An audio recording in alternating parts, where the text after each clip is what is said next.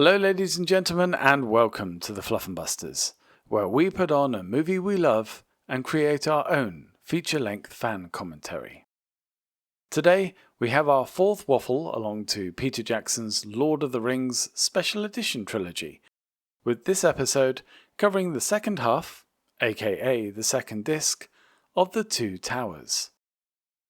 And most of you know the drill by now. These recordings were from well over a year ago, and are far more rambling and divergent than we put out at the moment.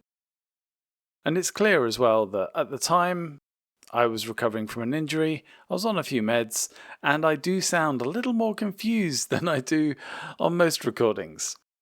Thankfully, Big D puts in an absolutely cracking shift on this one, and it's well worth a listen. So, with that done, let me hand you back to our past selves. Howdy folks, welcome back to Fluffenbusters as we tackle Lord of the Rings The Two Towers Extended Edition.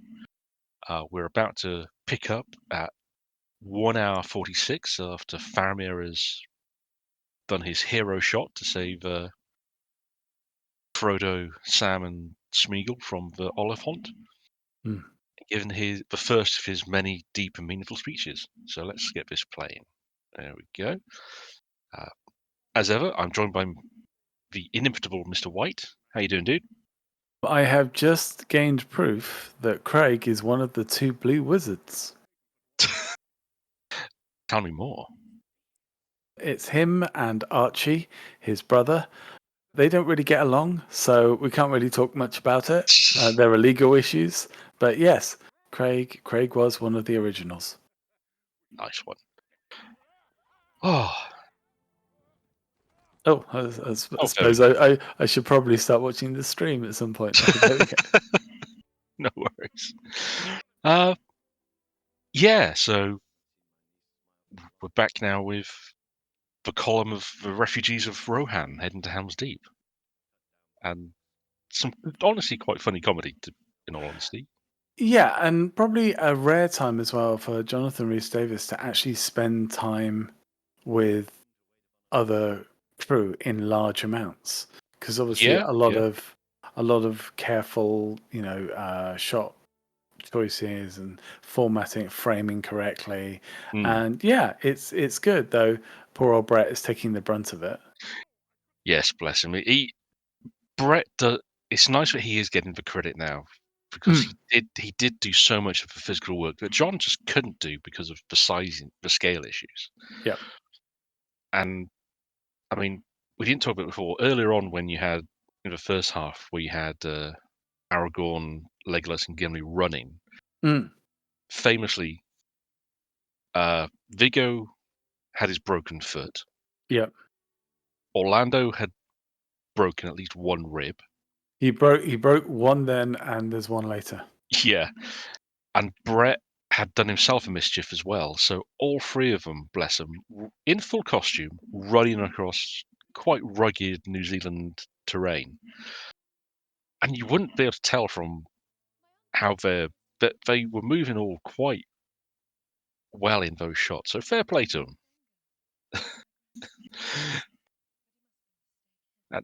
Now this is played for comedy, but I do love how this particular scene gives us a bit of information that if you're a fan of the books you were aware of, but it's not really spelled out anywhere else in the films, about Aragorn's heritage as part of the Dunedain and how they are much more long-lived than the regular humans of Middle-earth. Bit of a throwback to their ancestry because they are all descended from Elrond's brother. Yeah.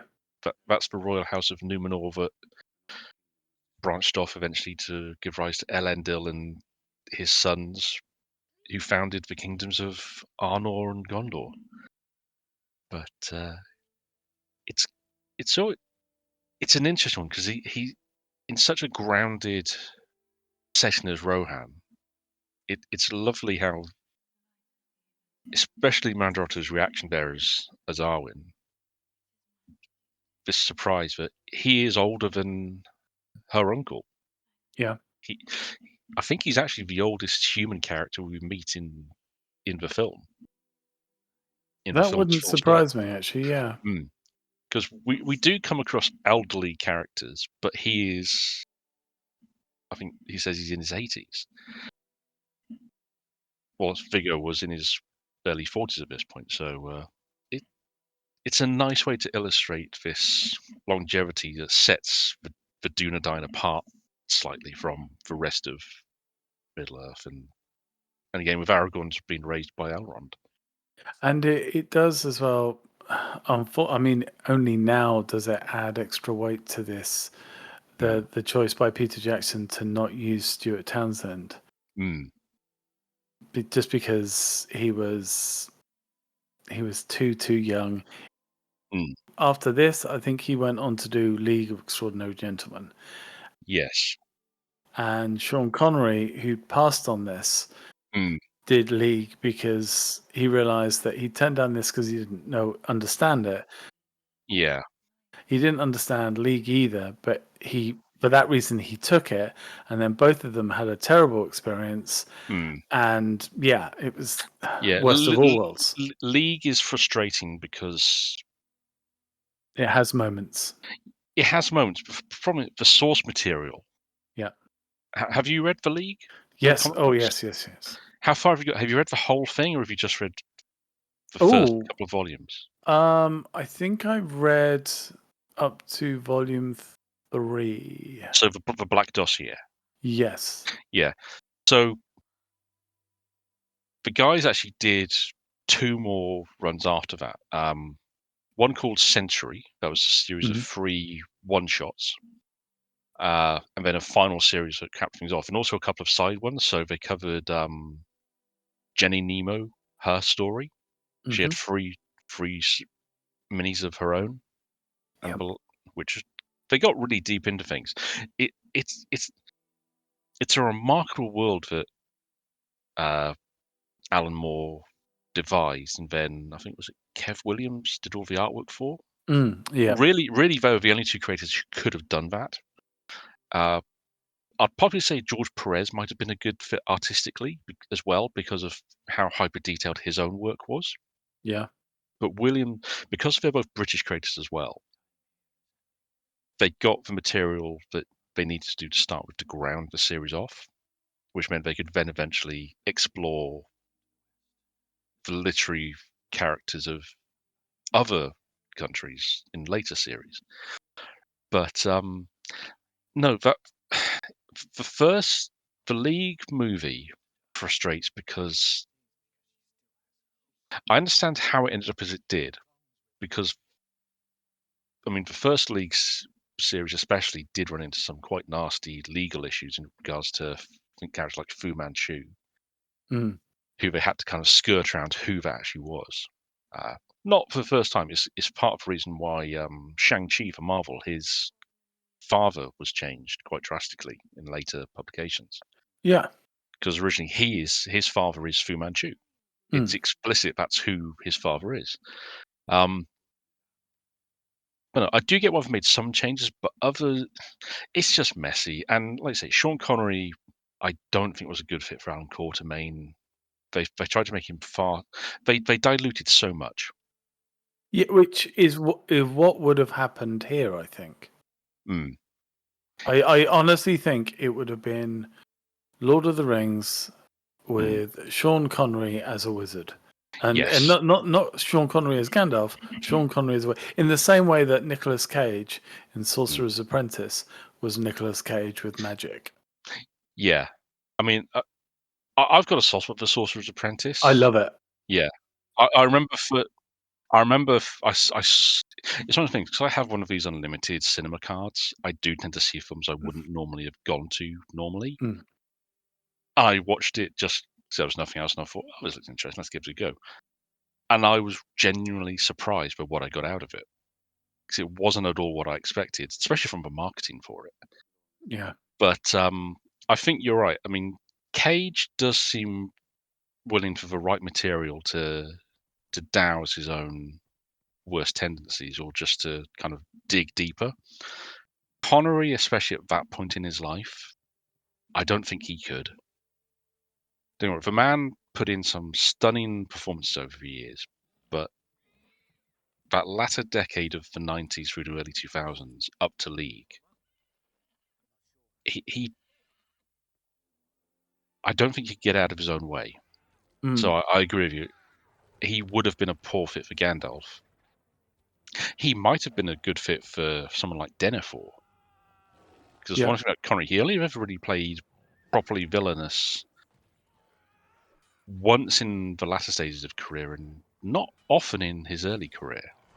And the latter performance was in The Avengers. Yes, Where, which I have watched. And yes, I yes. I was planning to do a video on, and then Johnny Mnemonic happened. So no. But Yeah, yeah. the thing is though that is a and again, all of it's amazing how many things we can talk about and just tie it Mm, back into this film, yeah. because that was a film that I believe the running time ended up being about 130, 140, but It's a they shorter oh film than you no, expect. no, I think it's about 115 actually, but they got rid of almost half an hour of vital Mm, footage, and apparently that absolutely destroyed the film. which is just And bonkers.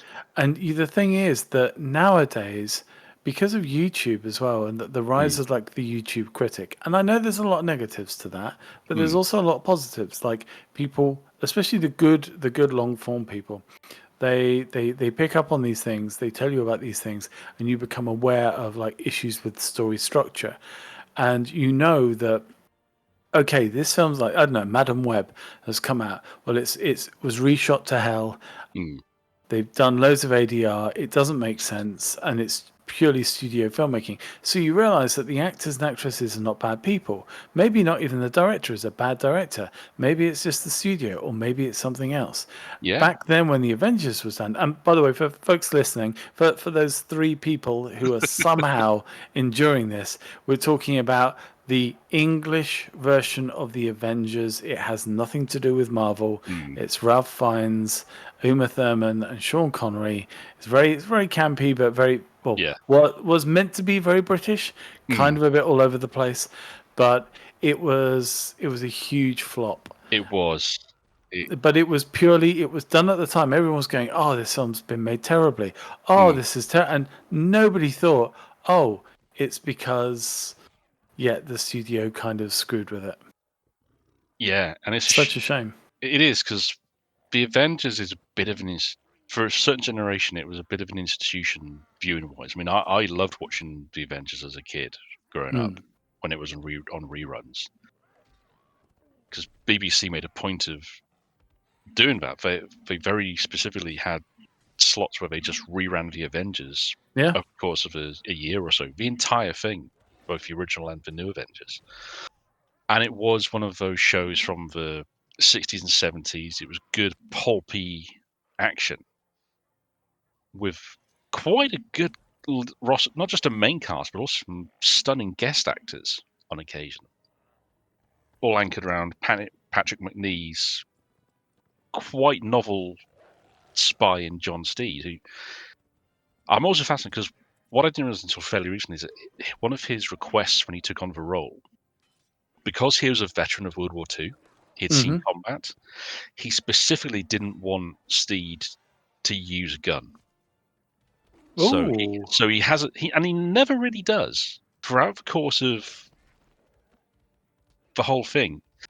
He doesn't use a weapon. He has a sword cane. That's like his trademark. But I don't think he ever actually fires a gun. wow. It's very rare for him to brandish one. Uh, and it's also kind of why his female companions were all tended to also have a flair for martial arts. Yeah. But it was just so weird that when it translated to the film, when you think Ray Fiennes, Uma Thurman, Sean Connery, and Eddie Izzard as the henchman, a henchman who doesn't speak, which is why do you cast Eddie Izzard if you don't want him to talk? Her to talk, I should Then say. again, I think they also cast Shaun Ryder in that. Yes, he was in that one of the other henchmen. But it's just such a It's weird. yeah, and it it's kind of funny from one angle because it's why in the UK Marvel's Avengers had to be renamed as Avengers Assemble Yep. to avoid because they wanted to avoid confusion. Which, all right, sure, but being brutally honest, there's not many of us who would have made that mistake. That I think it would have been the old Daily Mail crowd. Yeah. Without being rude, and that's, you might say, oh, that's terrible. There are lots of people who enjoy the series still. It's like, yes, they do, but they do tend to be of a certain demographic.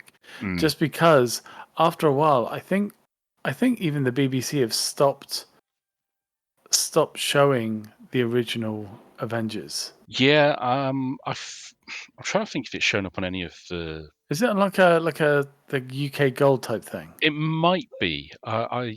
It's one of those shows that I think would show up in rotation on that if it did.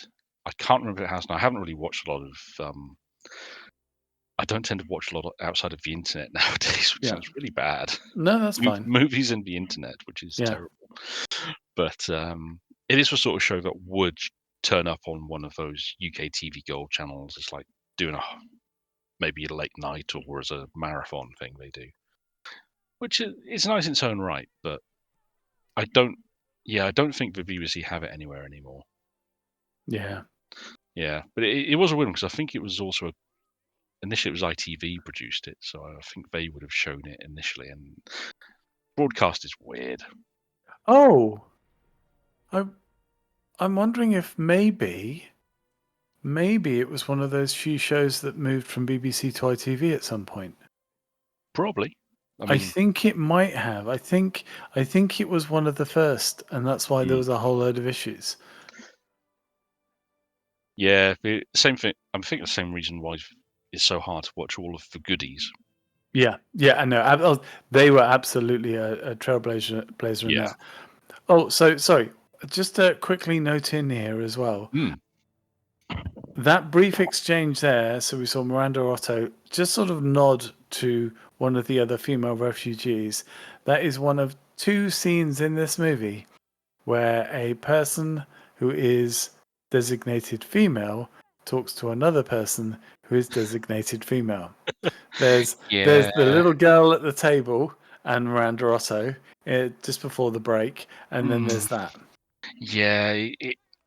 It's very much of its time that it really doesn't pass the Bechdel test at all. No. Uh, it it is a bit of a product of its time, unfortunately, in that regard. Uh, Yeah. Eowyn was a very much a forward-thinking character, though, in terms of especially how her role in the third book and film. Yeah. Uh, but it's also why I understand they replaced Glorfindel with Arwen in Fellowship, and they wanted to have more flashbacks with her, and why they contemplated having her show up at Helm's Deep, Mm. just to increase the female roles in the film. Yeah. Because really, it's Eowyn, Arwen, and Galadriel. That's kind of it across 3 books and 3 movies. And let's So, face it as well, our lass here really does have a poor time of it. mm, Like, she's not, she's a character that becomes besotted with the one person that she really shouldn't be. yeah, And, she's, you can kind of understand why because of her position in the royal house of Rohan. She's yeah. seen both her parents are dead. She's seen her uncle fall quite dramatically, and even now he's still quite. You can see that everything about him is quite brittle still. He's better, but he's not 100%. She's seen her cousin die. Yep. She's seen her brother exiled. She was. She knew that Wormtongue coveted her Mm. quite clearly, and she wants. She desires to serve like her brother and her uncle do, Yeah. and it's not like Rohan doesn't have a tradition of female. Aragorn points out she's a shield maiden of Rohan. She's a trained. By the way, the film almost ends. The entire trilogy almost ends at this moment. Sorry, Yeah, continue. Continue. Sorry. yeah. But she's a trained shield maiden of Rohan. She knows Mm. what she's doing, but Yeah. due to her position as the last female heir of the royal house, I mean, she is limited because, I mean, for one thing, Fairden has to put off responsibility on her. That means she can't act as she would like to. No. So you can understand how seeing Aragorn show up, who helps free her uncle and is kind of, I mean, he doesn't do anything to encourage it. Let's be clear on this. In no Mm. version of Lord of the Rings does Aragorn ever kind of encourage Eowyn's feelings for him. It's kind of all on her side, Yeah. more or less. He's generally quite tries to be polite and respectful wherever possible. And when he returns later on and Legolas gives him the Evan Star, which is a lovely bit that they came up with, you can see her heart just shatter, Mm. and it kind of rolls up into. It does explain her actions in disguising herself to join the Yeah. Rohirrim to ride to Gondor, but it's kind of fascinating that she does end up eventually with Faramir, who is almost the polar opposite of every other male. I mean, he is a bit like Aragorn in a lot of ways, but he's also far more thoughtful Yeah. and considered in a way that almost no other male character in the books and the films are. Mm. And he's quite a different personality-wise to her. So it's kind of interesting that way. Yeah. But yeah, cracking performances though from. Like I say, it's just it is just it's an odd art relic of its time in that regard because you can't really change the genders of any characters in Lord of the Rings, not Mm. easily anyway, because so much of it is tied to medieval ideas of uh, birthright and primogeniture and stuff. So it's a little odd. I'm just gonna say here that Mm, this love story, the central love story mm, between Aaron and Aragorn, it's one of the most believable that I've seen on screen. mm, And I think it's because the actors can both, when I say commit to it, I know that could have yeah. a sordid side. It's Mm, not that, it's that they fully embrace their roles through the film. yes. And Yeah. I think as well, a lot of credit has to go to Vigo Mm, because it's like the fact that an actress is able to fully commit to that sort of intimacy mm, and know that the actor is just playing his role and is mm, trustworthy, I think that adds a lot to it. And mm. speaking of trust, if the horsey women weren't already excited by white horses striding across the plains, the last scene was. I imagine that there was more than a few kids that got told off by their stables for trying to reenact this scene Yeah. somehow. See, I just love the idea that scene where you see the vision of Arwen kissing Aragorn. It's Yeah, actually Brigo doing that, and they just. I just want to imagine there's a cut where it just Arwen fades and then Brigo fades in, licking Aragorn's face. yeah, I think that's brilliant.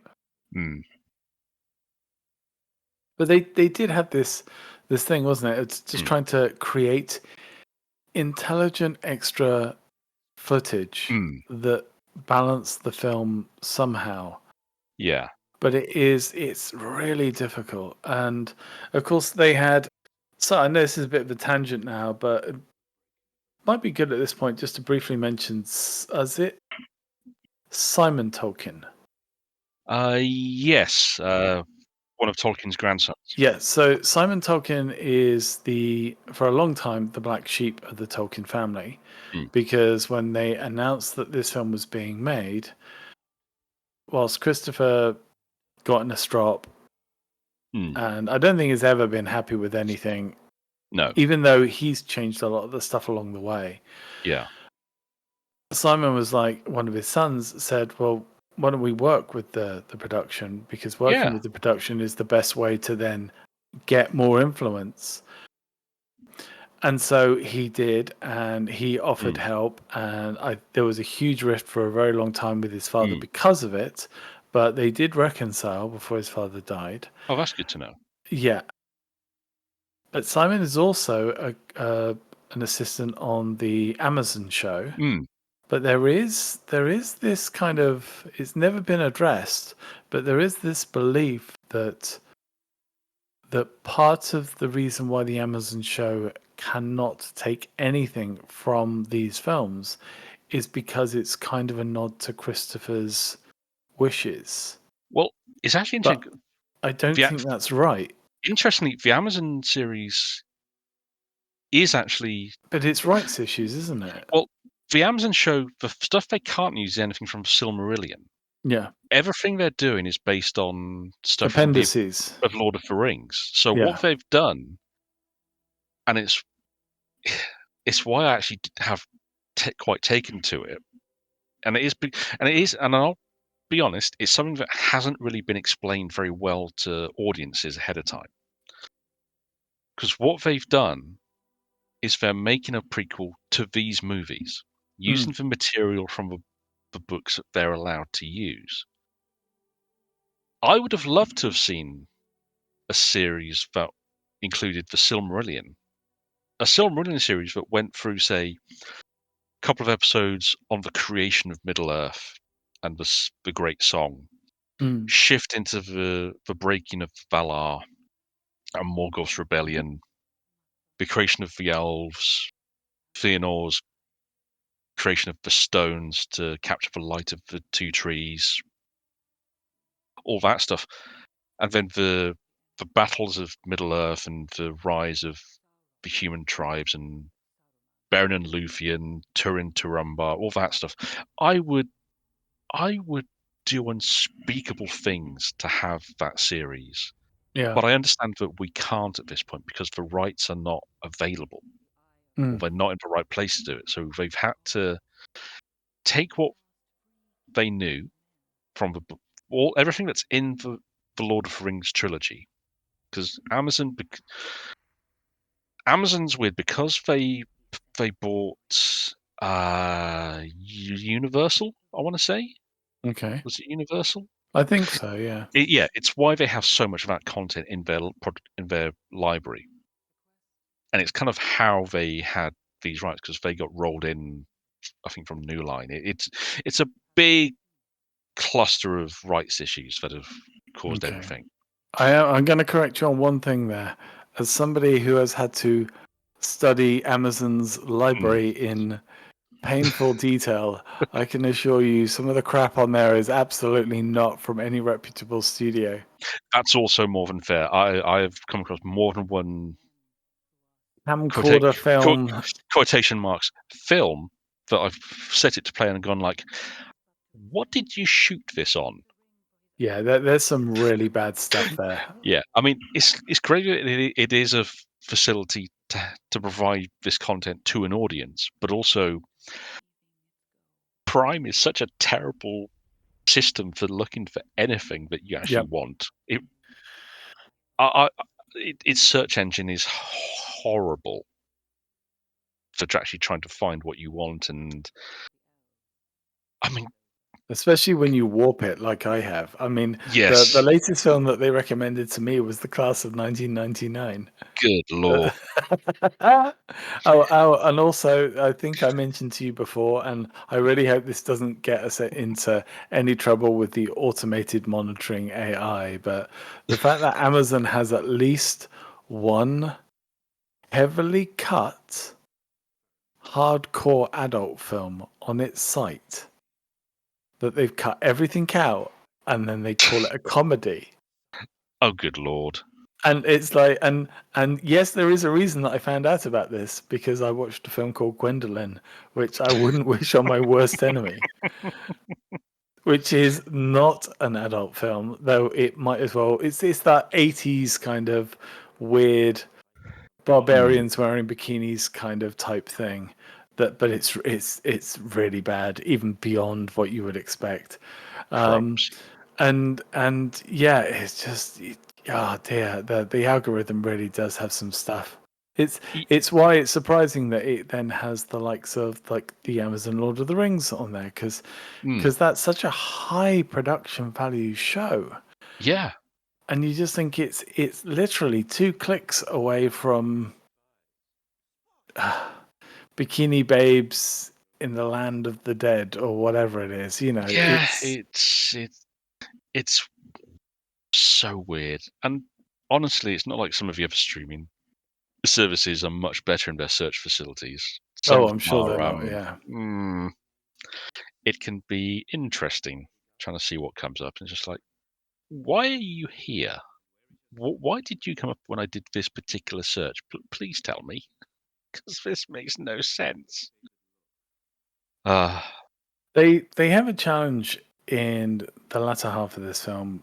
hmm, Obviously, you've got the two main stories, hmm, and with Frodo and Sam, it's making their situation seem more dramatic hmm, when you know that the main danger, which is coming, which is an eight-legged danger, is not going to be in this film. yeah. And it's Uh, how do you raise that tension? hmm, And it's arguably, I'd say, it's a bigger challenge than getting Helm's Deep right. it is, because they've basically had to do a lot of work with Faramir, because Mm, I mean, the whole point of his initial appearances in Two Towers, the book, is in after Boromir, he is the scion of men who can resist the ring. That's the yes. thing. We have this whole scene. Frodo presents it. He offers the ring to him, and he refuses it point Yeah. blank. They don't go to Osgiliath. He escorts them and then sends them on their way. There's none of this taking them prisoner and whatnot. It's all quite amicable. Mm, Whereas here, they do a lot to make Faramir a more conflicted character. yeah. And on the one hand, I think it is a slight of a detriment, but having heard the reasoning that Jackson and company made for these changes, it's completely understandable because their logic was for Faramir to refuse the ring point blank would kind of undercut the seriousness of the ring's influence. Yeah, that makes sense. And it also it undercuts the whole threat of the mission they're on. If and I know we saw Aragorn kind of resist it, Yeah. but Aragorn's kind of like a special case. To then have Faramir do the very same thing would have done it a disservice. So by introducing these elements of his character, which to be fair, there were parts of this in the books, it was just not as open. Mm, To have him quite clearly in in conflict with his father because his father just can't give him the love that he needs or yeah. the approbation he needs. Dealing with the loss of the brother that he loved and who loved him back. One of the things I love about this particular scene is it fully establishes the relationship of Faramir and Boromir, that they were a good pair. They they worked well together. They supported one another. Yeah, they were two sides of the same coin. Mm. And But and it ties in. Sorry, I just want to say, wow, we are doing some screen watching here, which is great. yeah. But in terms of added extras that you, Mm. not that you care, because that makes it seem like we're all merciless and we don't care about stuff. But getting extra Sean Bean in Mm. this film was a huge deal to a lot of Yes. people. Yeah. And there was I think as well, there's a very, there's a slight measure of extra justice Mm. to him done here because you just you just see where the two of them work very well as brothers, but also you like you just wish as well that Faramir had gone to the Fellowship. You do. It would have been a fascinating difference. And the thing is, you also see it's nice to see the warriors of Gondor in their full splendor. So you can, as a preview of what we're going to see in the next film. But to see Boromir in his prime, not with the conflict within him, but as the bright star of the Gondorian army, the captain of Gondor, that's really important, I think, Mm. to establish that the Boromir we saw in Fellowship was not the Boromir that he even wanted to be. He didn't Yeah, want to be there. He even the bit here where he says that Faramir should have gone and should go. yeah, I mean, there's a wonderful what if. What if Boromir had stayed to defend Osgiliath? yeah, Because Faramir took over that defense, and they're two very different fighters as well. Faramir is the role of the captain of Rangers suits him wonderfully, mm. whereas Boromir is the man on the wall. You can see that it's the role that vitalizes him and gives him, and the soldiers all love him as well. He can give that speech and also provide model for a frankly wonderful miniature from Games Workshop. Boromir in Mm. full armor with the banner Yeah. was one of the best things GW put out for a long time.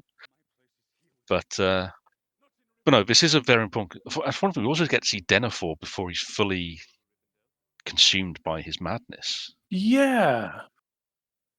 Still very bitter and dismissive of Faramir, but he's much more with it here than we see him in Return,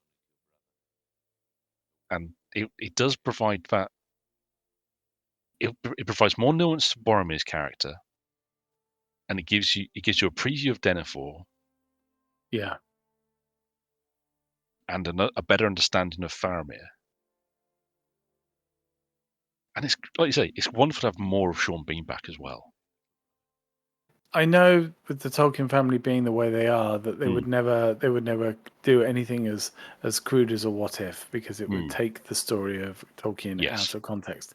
Mm, But I would love to see how they would imagine what would happen if these two brothers swap places, because I think it would have been a victory, and I wonder actually how, like, what would be the effects of that mm, victory. yeah.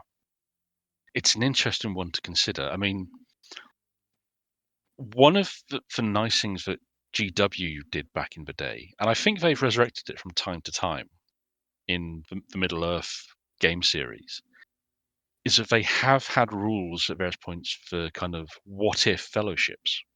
Mm, So ways that you can kind of play around. So they give you options for different ring bearers, and then different certain characters you can use to fill specific slots in the fellowship.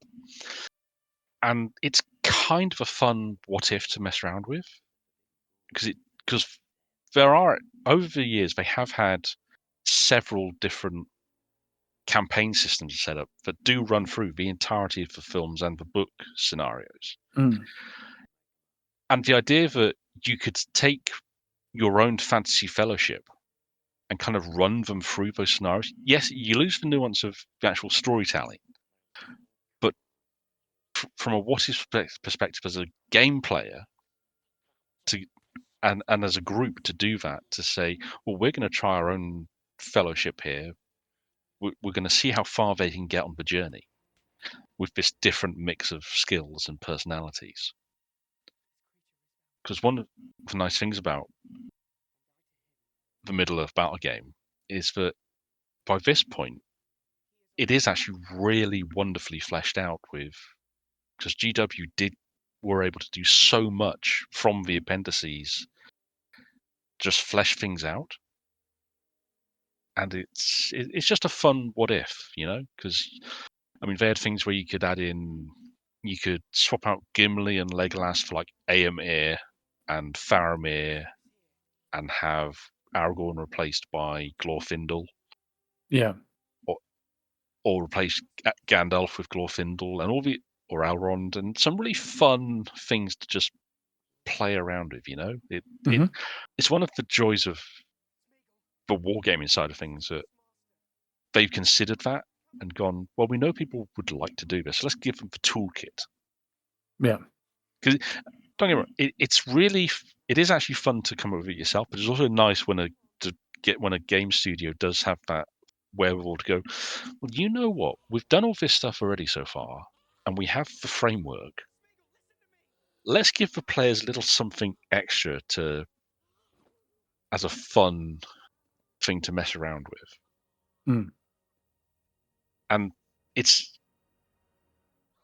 Middle Earth Shadow Battle is a bit of a unique system in that it is franchise based. It's mainly scenario based in a lot of ways for most of its life,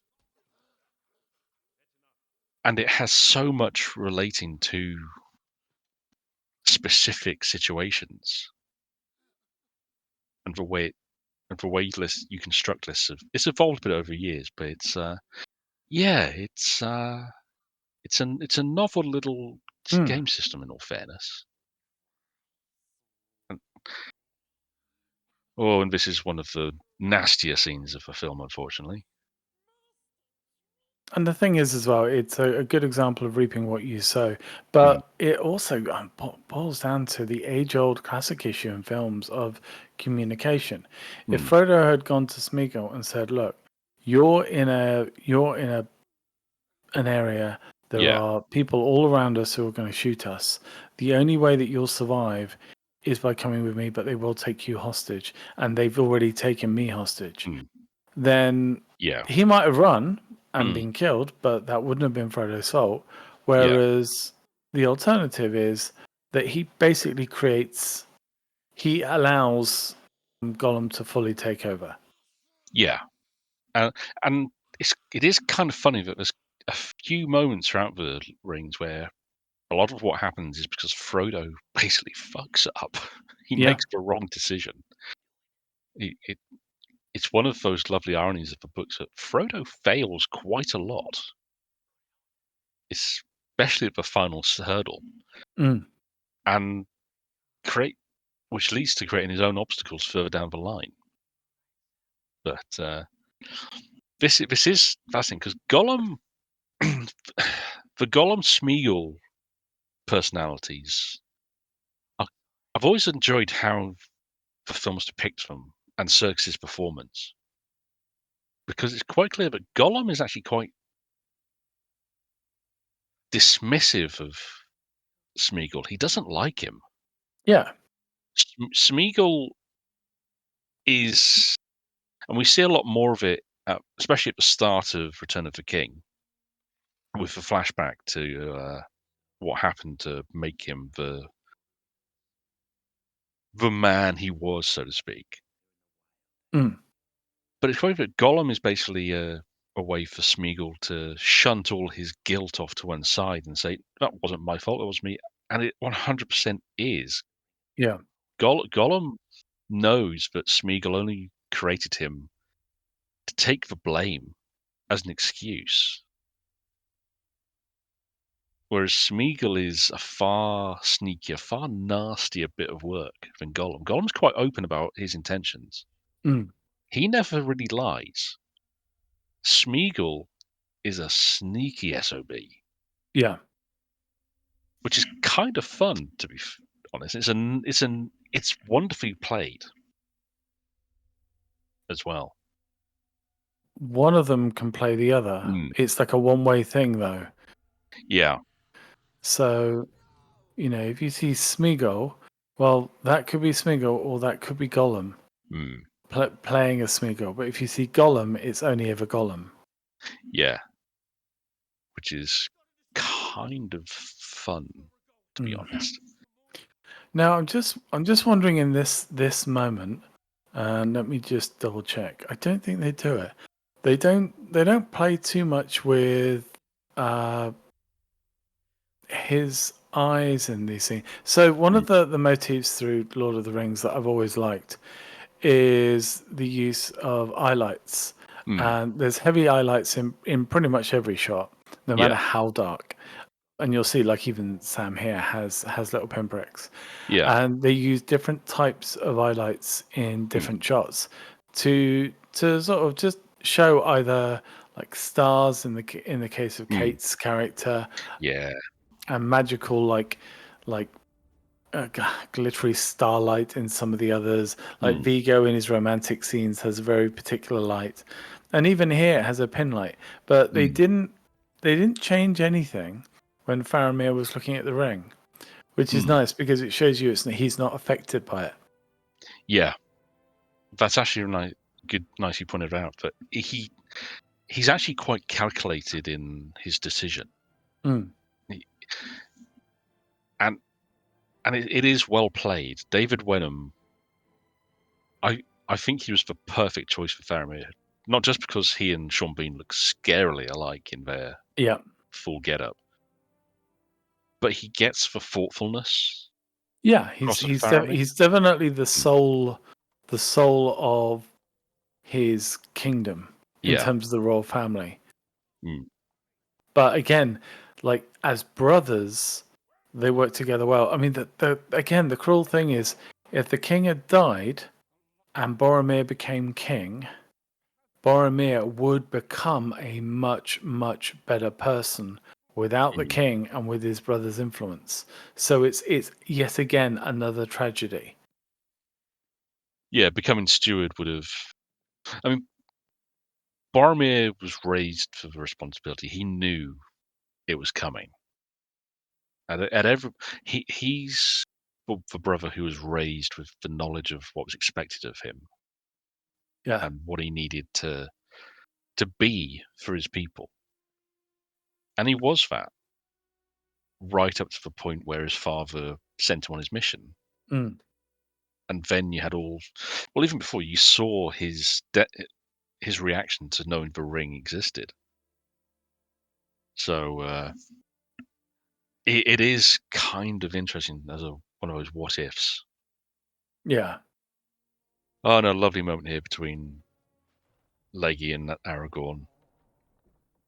One of the nice things I liked about the Hobbit movies was at the end where Gandalf where Thranduil sends Legolas off to find Aragorn Mm. to because he can kind of see that, well, my son needs someone from that world, and so does this kid who needs someone as well. And it does nicely to build into how the fact that they do work together so well from Yeah. the off, those two. Because everyone else kind of fits together, but you have Gandalf, Aragorn, and Legolas, you clearly get the impression they've known each other for a Mm. while, for a long time. And it's just kind of unspoken. But, I'm sure Aragorn and Legolas have had traveled together or mm, had interactions. mm. Purely because Aragorn was just so well known. And so well travelled. I mean, Yes. he'd been everywhere. He'd fought for all the major human realms in some form. I mean, for one thing I do miss about from the books in here is we don't see the other Dunedain. We don't Mm. have the Grey Company, who in the book they took the role that Haldir and his elves do in this.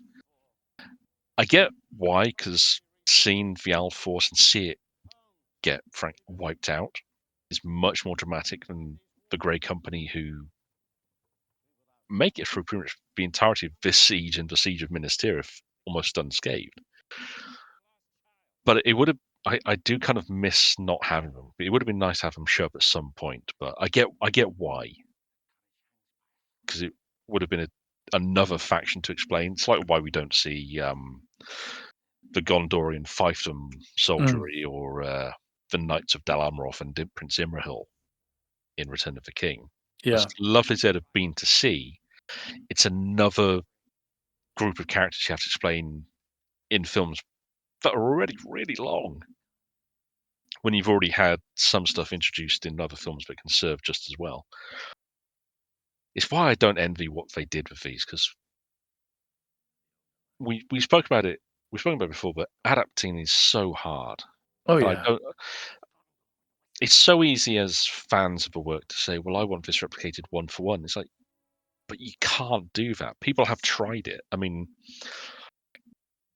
the only one that really works, I think, was Kenneth Branagh's Hamlet, where he Mm. for big 4 hour one. But that's because, well, it's an insane production that they did for it. There's so much going on in that film that it's bonkers, and It, it's also it's one of those where they went, yeah, we're going to shoot this in the very best way. I think that was a yeah, 65 mm shoot as well, wasn't it? something like that, yeah. But This is ridiculous. and it's adapting a play to film, Yeah. which is a different intention from adapting a book, where books this is so hard in a film because books can cheat. They can put you in a character's head. You can literally hear their thoughts on the page. Mm. You really can't do that in film. You can try it in voiceovers, but it's a dangerous line to tread, and yeah, you do have to make decisions because I mean, there are books I'm a massive fan of. And I know full well if they were as much as I'd love to see them on film, and I think that they could be, they would have to remove so much to make it fit Yep. into a filmable, not just a filmable script, but something that could be then edited into a watchable film. Mm. Because so many books introduce characters relatively late in the game, or they have stuff going on that they do things that you really can't in a film medium. Yeah, So, books can have a dynamic quality that films. I think people who are not heavy readers, hmm, and look, this is not saying anything. I trust me, I struggle to read now, and yeah, I used to devour books even through my hmm, 20s, but books can have dynamic qualities that films cannot touch. yeah, And it's one of the sad things is that often when a challenging book is developed into a film, hmm, they often dilute or just avoid trying to tackle some of those yeah, harder elements. And yet film, you're meant to have more options to do stuff with. yeah, absolutely. I mean, one of the things I'm kind of hoping is that now it's been over 20 years now since Lord of the Rings hit cinemas, which still causes massive emotional damage to my constitution score. Especially since it looks so good. I know, right? It's one of those things where there were films that came out at the same time in the same genre that do kind of look terrible today. But Rings, there's a very few moments of CGI that don't work, but they're normally scenes that weren't 100% to start with. So like when Legolas grabs the horse Yeah. in the Warg attack to swing up, that's always been a slightly elasticy bit of CGI, but it's become a bit of the charm of it. Everything else about these films is so it's the level of detail, it's the attention. They took everything about this had care put into it Yeah. because they had so much pre-production that they went through ahead of time. And like you say, it stands up incredibly well 2 decades later. But it's also there's a thing where if you told me another director was contemplating taking another a run of their own at Lord of the Rings, I would genuinely be interested to see that. I wouldn't envy them, but I think it would be interesting. So Okay. A lot depends on which director. yeah, I mean, and one of the things is I love to see new versions of things like Robin Hood, The Three Musketeers. The fact that you can, I know some of the more recent efforts have been odd. Yeah. Robin Hood's had the two most recent versions were both a bit. I get what you were going for, but ouch. The British gangster version was not great.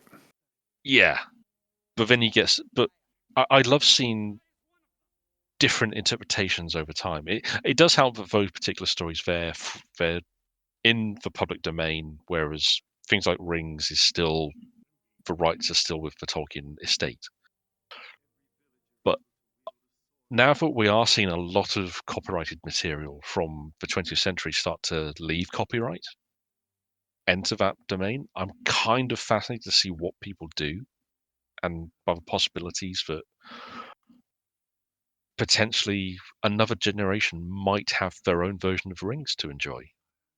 And it could have a whole different aesthetic to it. That's kind of interesting to me. The challenge of making a film like this, and we spoke about this last time, Mm, is that because this did certain things first, it means that it's become cliched.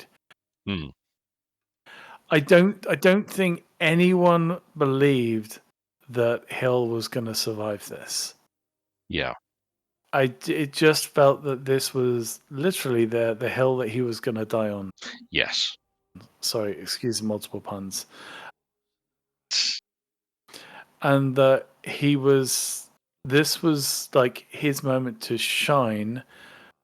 Mm, And if he did make it, then he was just going to be set up for like another loss. yeah. It was like you kind of see it's not like he's a dead man walking, but he's There's a fatalism to him.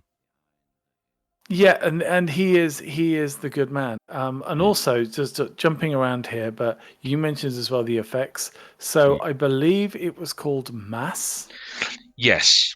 and it was the crowd effect. Yeah. So just context for people who are not aware, Mm, something that is so taken for granted now, even though it's somehow not done as well now, which blows my mind. mm. But this was like the first film to really go heavy into computer animated crowds of enemies. Yeah. I think it might have actually been called Massive. Oh, that's Um, it. Yeah, massive. Yeah, yeah, yeah. yeah. I knew it And was. I knew it was something like quite, one word, quite hefty. yeah. And I mean, we first saw it at the start of Fellowship in the Battle of Mount Doom, Yes, and the massive armies of orcs and men and elves going at each other. and that was a big deal when you were in the cinema. By the way, that had impact. Absolutely, it it was a game changer because no one had seen mass battles on that scale ever. I mean, Yeah, not since the likes of Spartacus, where they literally recruited an army to play the Roman legions. yeah, Because at one point, that's what you had to do if you wanted an army. You get the army to do their thing. Get get a division to put on costumes for a few days and do their thing. And that stopped being a thing because a lot of armies don't work that way. And the resources to do that much, it's such an intensive thing to do. But then Massive came into things. And I think I could be wrong here, so please correct me, or if anyone's listening, please put a comment to let me know if I got this wrong. Now, I want to say it was partly developed by the team at Creative Assembly behind the Total War series, mm, because it's part of what powers all of their mass battles. I want to say that's part of the DNA of the Massive system, but it did do so much to elevate what the team could do. mm, And and don't remember, they also have a lot of guys in very heavy costuming and also prosthetics for the Uruk-hai, and later on in return for the Orc armies. There's a lot of practical stuff going on as well, but the effects work of Massive, the way that you didn't have to program each fighter individually.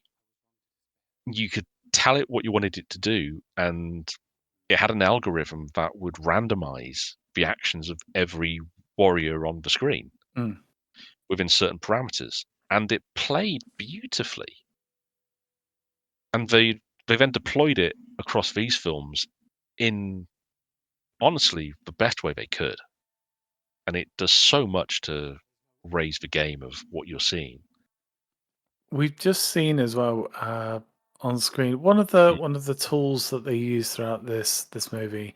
mm, And again, some of these things, yes, we mentioned in the last film, but it's because they used as a thread, and that was Aragorn's costume defining his mm, character, and the fact that he puts on possibly the first of his kingly garb mm. here because it's proper armor. Yeah. Yeah, it's just it's a nice evolution, isn't it? And he's still got stuff from the first film. He's still got his braces. Mm. So Yeah, it's a nice evolution. I mean, to go from where he was pure ranger, yeah, and now he's added the chainmail shirt underneath his jerkin because he needs for extra level. No cloak. Leggy and Gimli keep their cloaks. Aragorn ditches it for this for this. He puts it on back on for the next film, but otherwise, and I think it's a smart move because it does differentiate him from much more cleanly from the elves, for one thing, who he fights alongside for so much of it. there's a lovely moment as well there, and there's two things. There's both Aragon and Legolas's reaction as Mm, well, and it reminds me very much of TF Nation. yeah, And since there's the Reading event this weekend, I'll give you some background to this. go on.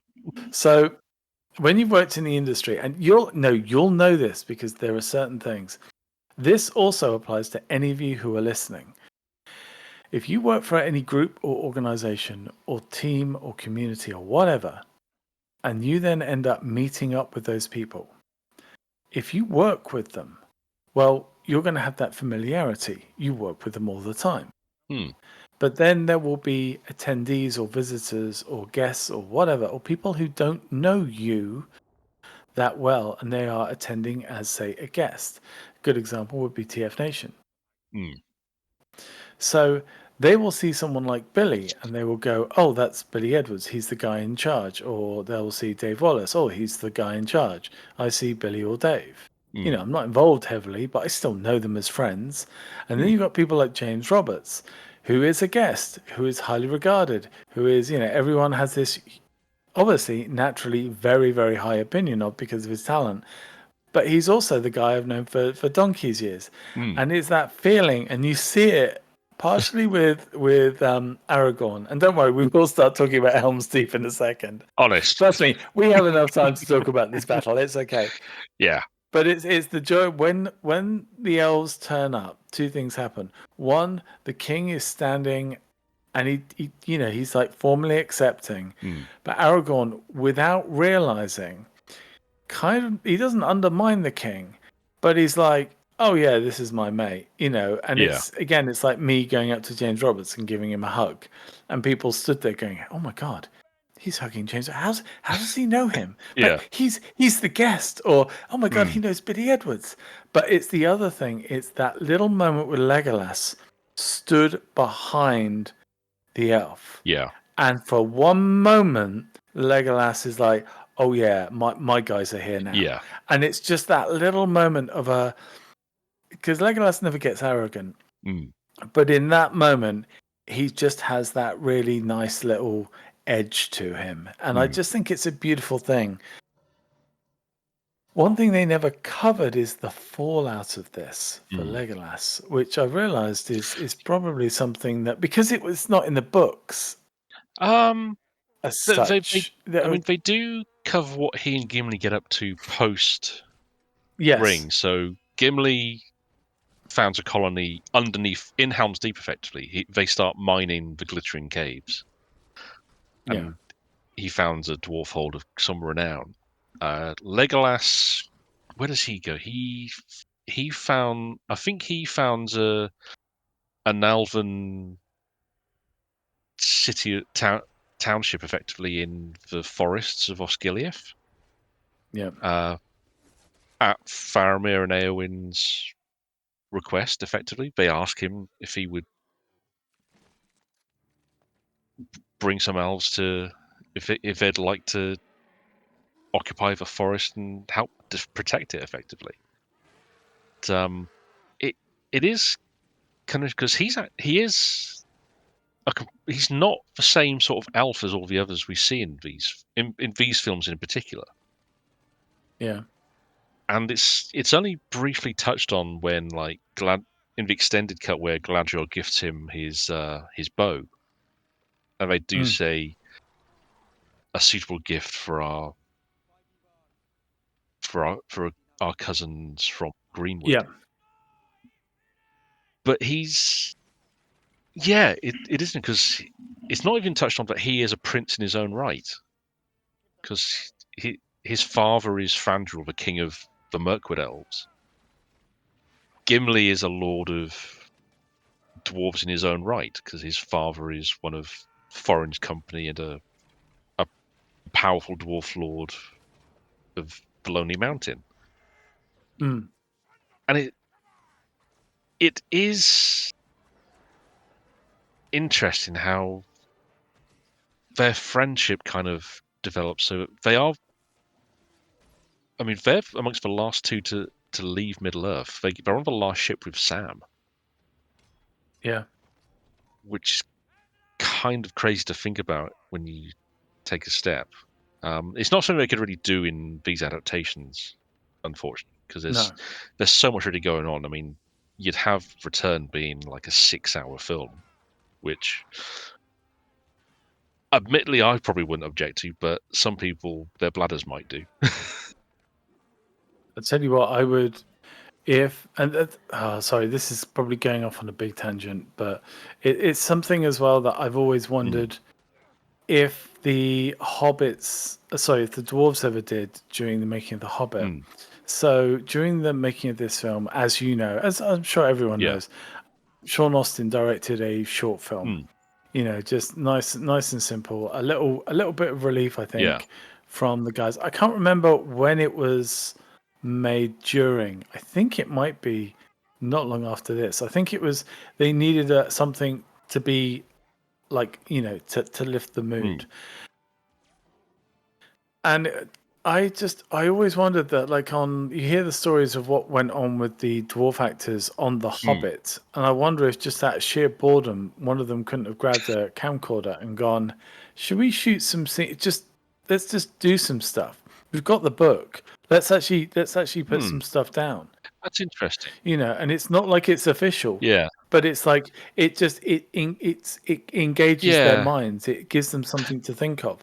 And I do wonder if, and also you sometimes get, Mm, like, I mean, I know it's usually done in relation to like some sort of late night show, but if the actors decided to do that final scene mm, together, that might have been something like out of makeup, John Rhys Davis, or just mm, Brett, Orlando Bloom, and Sean Austin, and they kind of run through a version of how they would imagine that final boat side shore goodbye to Middle Earth would be. yeah.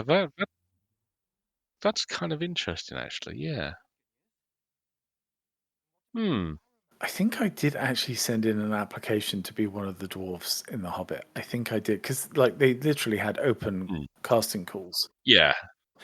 I never would have made it, but if I'd been on the set, especially one of those dwarfs that was Mm, never used, I would be filming, I would be taking photographs, I would be doing everything, because not only because I would be bored, but because I know that yeah.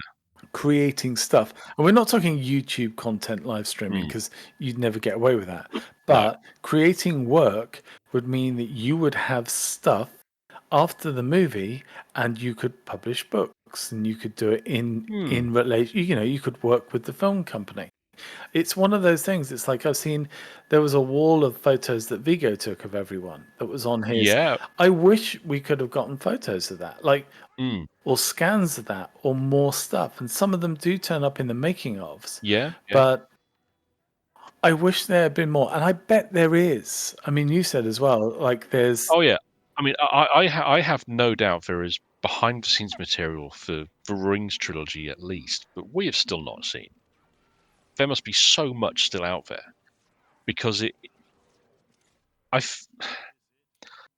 I know that the Star Wars movies get a lot of documentation done for Yeah. them because Lucas was always quite keen on Yeah. that in his own right.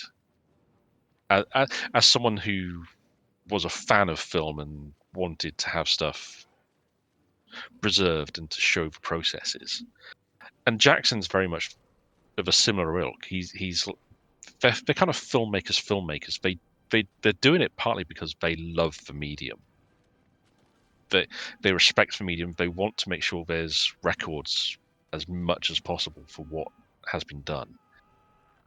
But I mean, I do take your point about I think The Hobbit, because it was such a rush production, I don't know if there was really the scope to do that. I'd love to have seen it. Yeah. Because I mean, for one thing, the way they did the makeup for the Yeah. dwarves, the Foreign Company, and gave them these very distinct.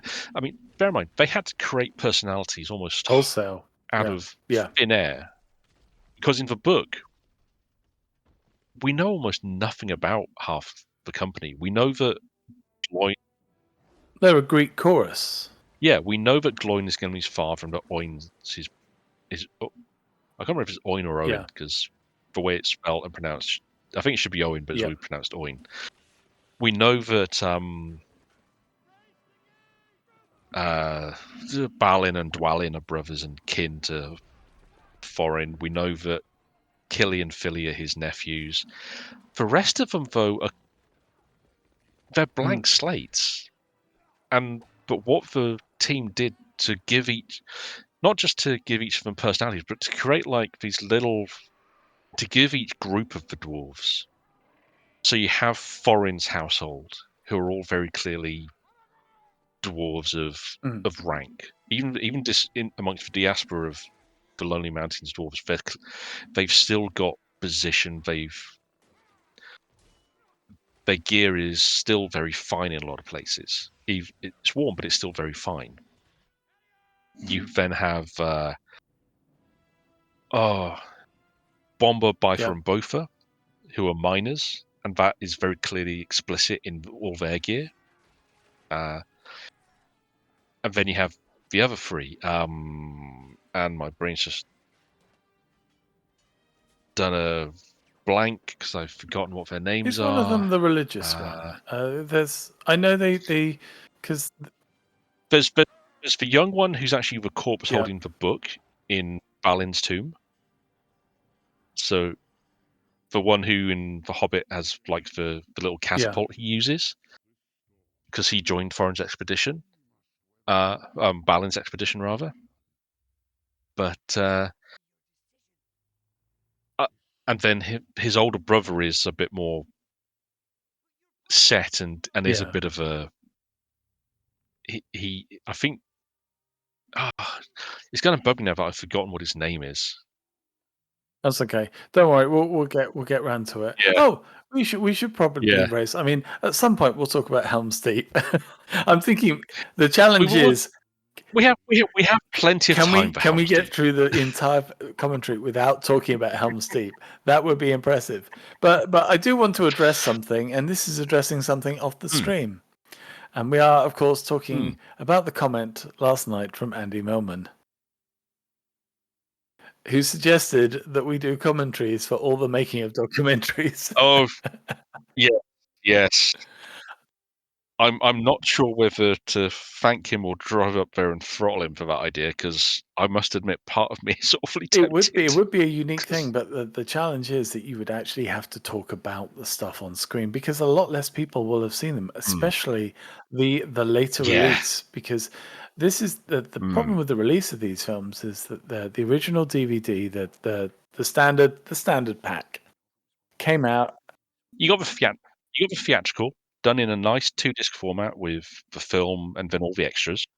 and then you had the box set, which Mm. was the big deal, Yeah. and then what was it 5 years later?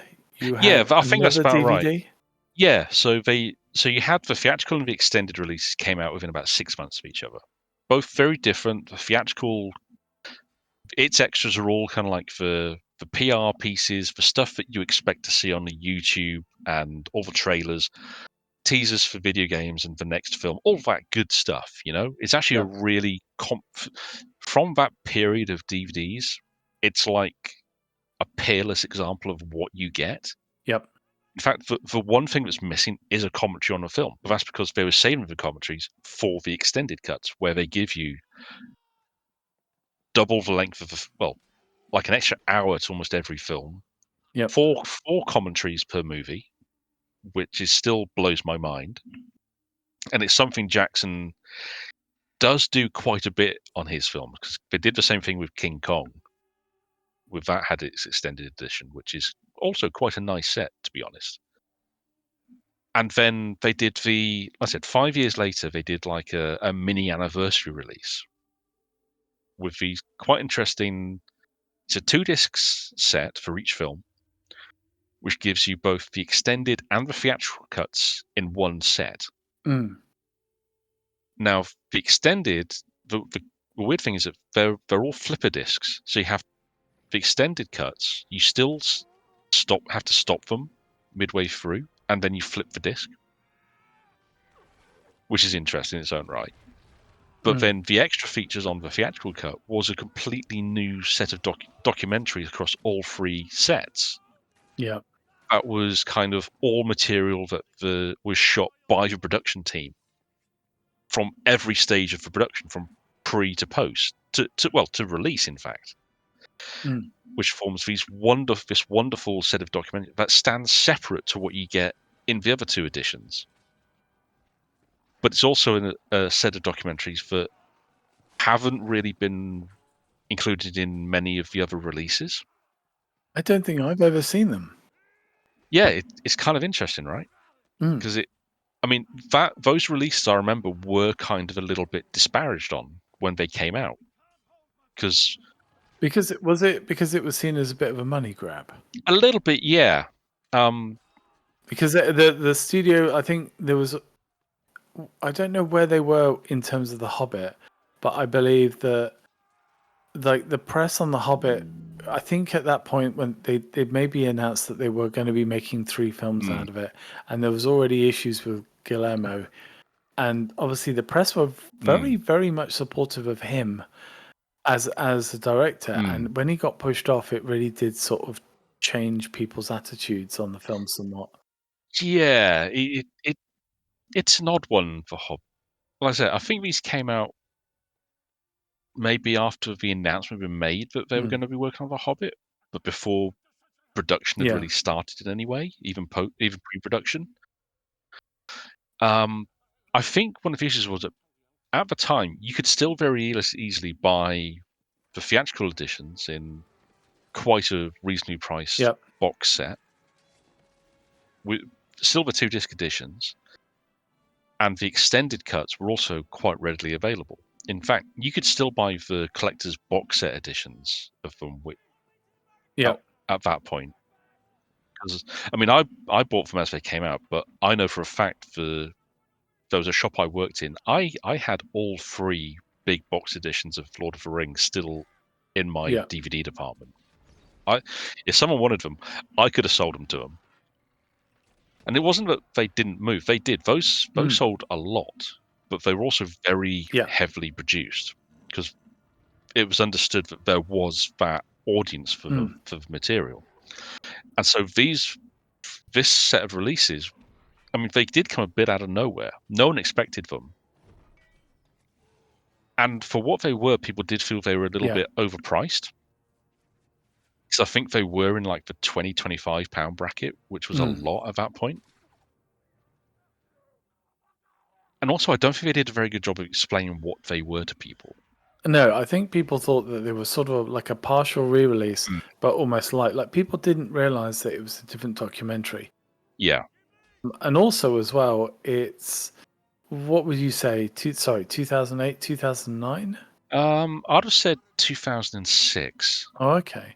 I think it was about that period, to be honest. So you are sort of starting to see at least the issues with Blu-ray and HD DVD start to sort of muddy the waters on the general public and their like their acceptance, like DVD was the main thing, and then Yeah. suddenly it wasn't, and suddenly everyone got a bit confused for a bit, Yes. and it really did screw people over. A lot of it's funny, some people have said to this day that part of the reason why the studios were quite hesitant about taking a stand was that they could already see that streaming was the way forward, and they didn't want to power up like a competitor to DVD Yeah. because Yeah. they saw streaming as an option. And that's the tragedy of this Mm. as well, because you think we're a couple of years away, obviously, from well, no, I mean 25th anniversary God, yeah. of the first That's film going to be. is this Christmas. Uh, it's either this Christmas or next. I think it might have been two. I think it Ye- might have been 2001. But the first film, at least. Yeah, because I remember I saw all three films at the cinema whilst I was at university. So that was. Oh, okay, right. So they would normally want to do something Mm, special for this, but you do wonder what they would do in terms of, because yes, they would do the obligatory mm. screenings, of which there are companies that put these films out pretty much every year I now. mean, in fairness, just a few months back, we Yeah, had all three of come these out again. films, extended cuts no Yeah, less, at the cinema. It was brilliant. I loved it. I went to all three over the course of a weekend. that's the thing. It's you can still get that going on, but Mm, in terms of like a release any other way, it would be difficult mm. because what you would end up doing is probably you'd probably release the films, but you then have to have like a fully packaged single documentary as an extra.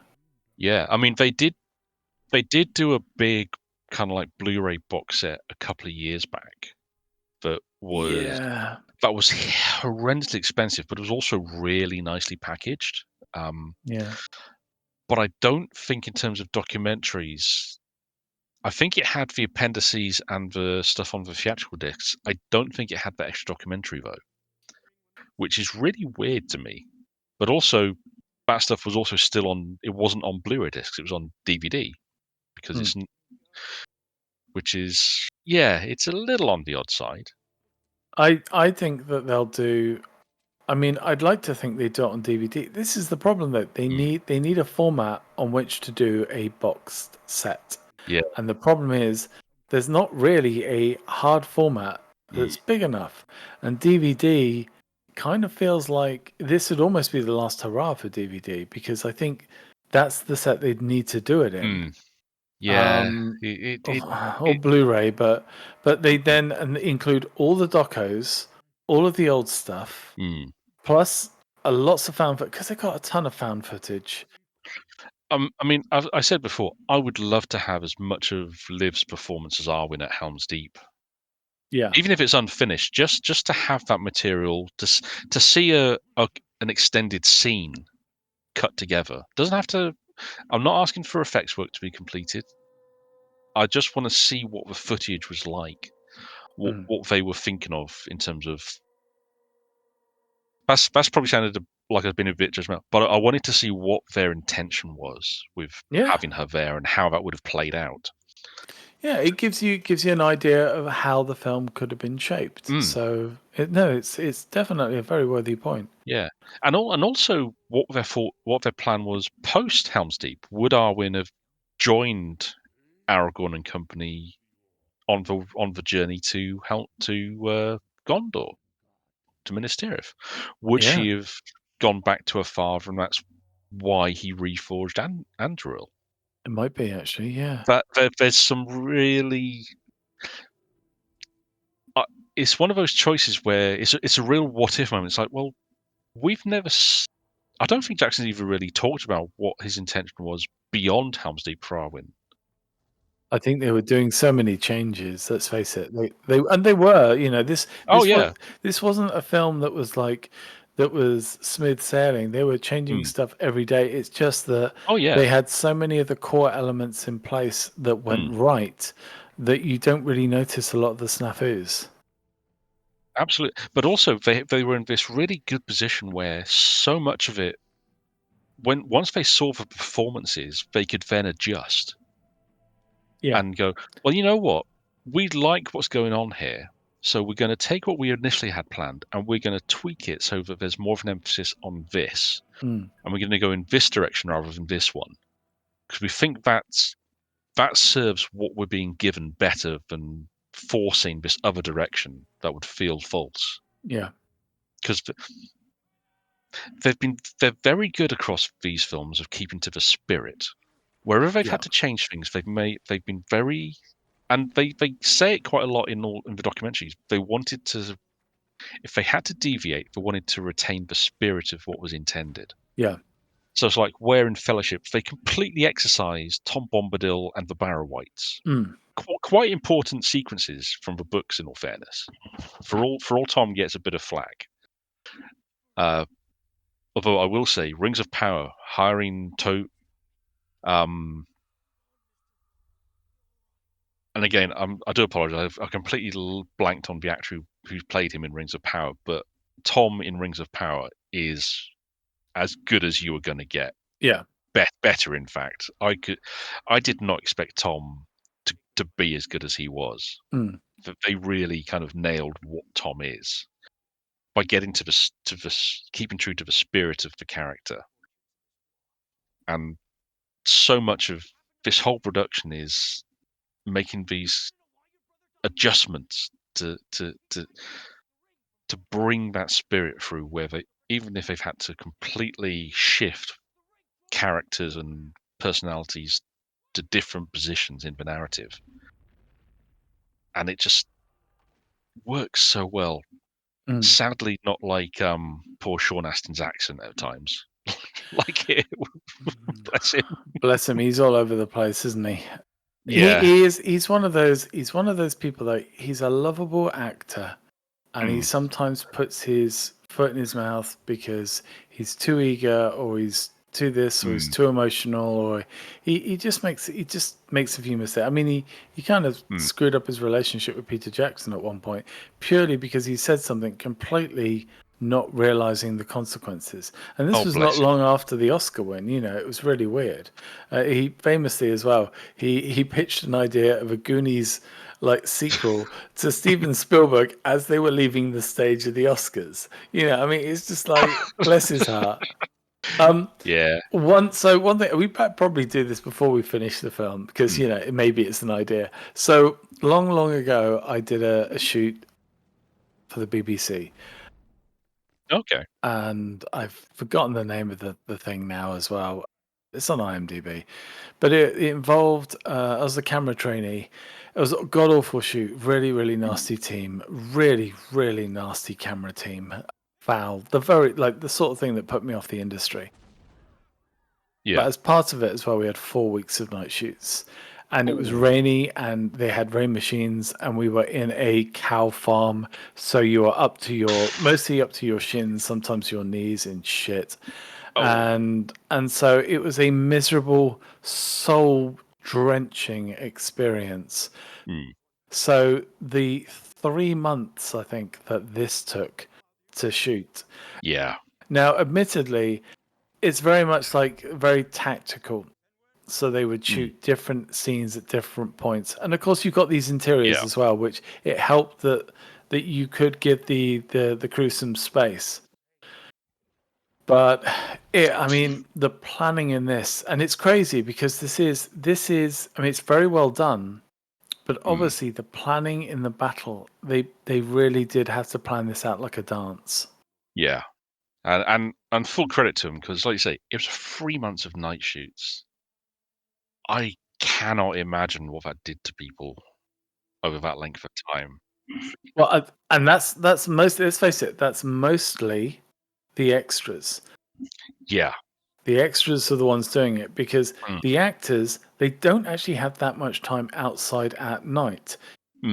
Yes, there are fighting scenes, but you can cover that all in a couple of weeks.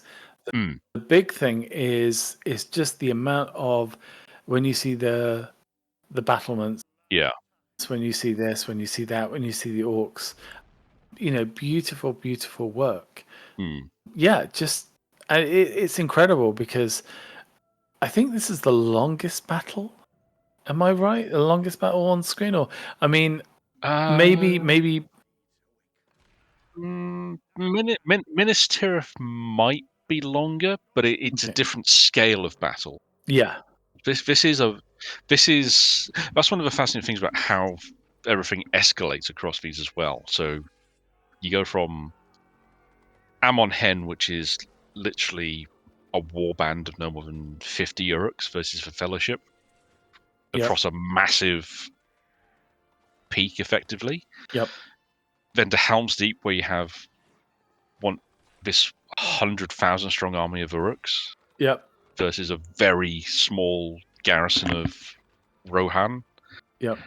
And then you get to Minas Tirith, which is just legions of orcs against the full army of Minas Tirith. It's where Arrayed. you're basically Yeah. sticking houses in catapults and Yeah. chucking them at people.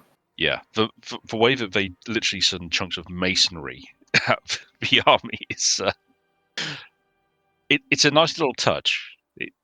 Because you don't often have people considering that in films. Like, where are they getting all these rocks to toss at these armies? Where would you get something big enough? It's like, oh, well, we have this masonry, we've never put it back together, so let's use a bit But of a tower. also, let's face it, the place is taking a hammering. Hmm. I've always wondered if Gandalf hadn't have come, this would have ended really badly It because the would. horses would have made it to one point, and then as soon as that momentum stopped, the crowd would have just Yeah. torn them The, and their riders apart. the Orcs get all pointy. And Yeah. I should say, one of the things I've always found interesting is how Éomer's story changes.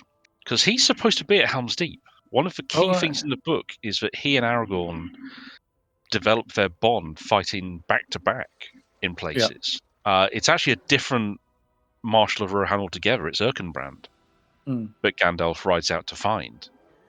Because Éomer isn't exiled in the books. He's imprisoned in the dungeon underneath Edoras, And then underneath just the Golden Hall. released as soon Yeah, as his king is free. yeah. But I mean, one of the key things in the books is that he is actually he has a bit of resentment to Theoden for falling for Wormtongue's lies. Yeah. And it takes most of Two Towers in return for them to reconcile properly. So it's an interesting choice. Again, it's one of those things where I get it because they didn't want to introduce another Rohan character. GW did a wonderful miniature of him. They've done some nice stuff to expand out into characters from the books who never appeared in the film. Hmm.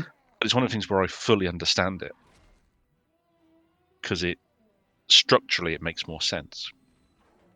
Whereas as someone who's read the book, it's like, oh, I wish we could have seen Éomer and Aragorn at Helm's Deep fighting side by side. 'Cause that would have been cool.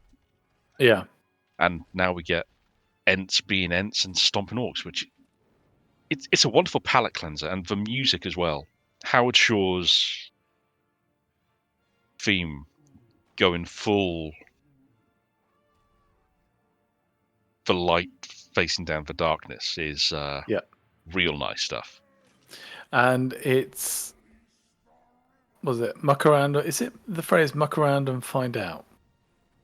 Or It, yes, you might have yeah. to change one letter at the start of Yeah. that, but Yeah. yes, that is for general intention. That's Yeah. the, yeah. So I mean, I think both of these are a case of that, and I think Mm, like Gandalf's and the riders heading down towards the orcs.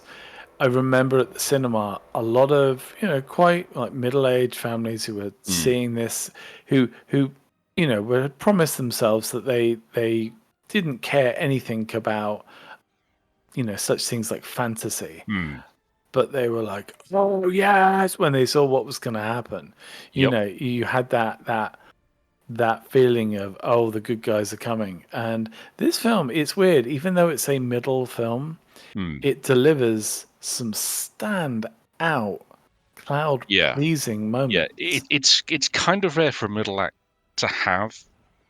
This much in the way of positivity. Yeah, it's normally it's generally the point where the good guys have met their biggest failure Yeah. before they rise up in the third book or film to reclaim everything. And can we just say as well that everybody cheered when the tree put itself out, Yeah. because everyone did, because everyone was worried about it. But Yes, we're not monsters. no, Everyone had a bit of a cheer when that happened. I've always wondered about the state of this place, Mm. like say a decade after, or actually by the end of the Lord of the Rings, because that would have Uh, been quite a long time.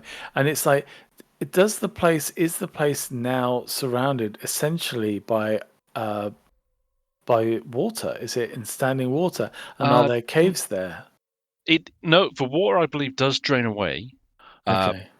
Treebeard and Vients repopulate the Ring of Eisen. They replant it. I think there is a bit that Treebeard goes off to try and find the Entwives because he's Yes. given a clue, and there's a suggestion that he finds them, and Yep. that and basically Isengard and the ring become this. The Ents retain dominion over the tower because no one can get in, no Okay. one can get out, Yep. and because Saruman made off with the key and no one knows where it went to. And yeah, it's an That's interesting one. nice. Mm, It's yeah, because I wonder then if they would. I know it sounds really weird, but if they mm, would find a way to at least put material back in the mines mm. to make up for what had been lost, and that is possible. I mean, for one thing, I was quite surprised by that I'd have loved to have seen was that because I know that for Fellowship there is material they shot of Haldir's elves Mm. fighting the Moria goblins Oh, on the outskirts of Lothlorien yeah. because I've seen stills of it because they were some of the earliest stills I remember seeing in the promotional material. Mm. I was always kind of a bit sad we never, when we get to the War of the Ring in its own right, that it was very focused on Gondor and Minas Tirith. Yeah, I mean, we I didn't was have scouring, and we didn't have all the yeah, extra battles going on, mm, because it really was all across Middle Earth. absolutely. One of the things I was a bit surprised by, and I'm all right. I kind of was, but also given how the production went, I'm not entirely surprised by it. I was always kind of hoping that because they, for Hobbit, did so much with Dale and the Lonely Mountain dwarves and the Iron Hill dwarves and the Mm. elves of uh, the Mirkwood. I was always kind of hoping that they might have shot some material set during the War of the Ring Yeah. to show that side of things. I get why they didn't, but it would have been a nice little extra just to have a cut of Return where you have flashes of someone, let's say Gandalf, telling Pippin how the war has spread across Middle Earth, and there will be other realms defending, so we can expect no aid. They have their own fights to wage. Mm. Because it would have been fun to see that again. GW actually did. They made an older version of Dane Ironfoot All right. post the Hobbit film. I mean, they actually had a version post Lord of the Rings movies. They did, but they revisited the character after the Hobbit movies. Yeah. So they had the version we see in the films, played by Billy Connolly, Mm. but they then when they did one of the expansion books to the battle game, they did do a miniature of based on a bit of artwork that was done for the Hobbit of the elderly Dane Ironfoot making his last stand alongside um, one of Bard's descendants, I think his grandson, and then Dane's son and Bard's great grandson had their own miniatures as well. So you had this generational gap of characters, and the minis actually do look really good. In all fairness, they're quite in keeping with the characters, but it's nice that at least there's an option to do that stuff. And I know that some of the Middle Earth video games, especially there's that strategy series, Battle Yep. for Middle Earth, I think. Yep. They did look at the wider context of the war, which was something I understand why we didn't see it in these films, because it would add a whole other layer of production to things for what Mm. would be a very small set of scenes. And again, as we discussed, it's why we don't see the Grey Company, the Gondor fiefdoms, the Knights of Dol Amroth, all that good stuff. So I get it. It's just one of those. Oh, Well, could have been that's the part of the unfilmable Lord of the Rings that fun. is unfilmable. Yeah, I mean, honestly, Lord of the Rings. If you wanted to do everything, it would work better as a mini, as a prestige series. Yeah. Let's be honest, and that wasn't really a thing at the time. So that No, and also it would be difficult to kind of do that and pace the events of the film. It would be a mm, bit odd.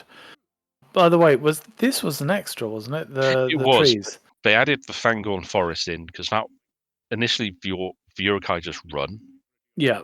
and that's it. They're scattered across Rohan, which I'm not sure that's entirely better. But this way, to have the Fangorn Forest show up and just munch on Uruk-hai is a nice It's touch. nice. Yeah. Also, this wonderful moment of one-upmanship. It, it. They've had some nice moments across this film. These two, some They really have, good. and I mean I wish Gimli wasn't the comic relief.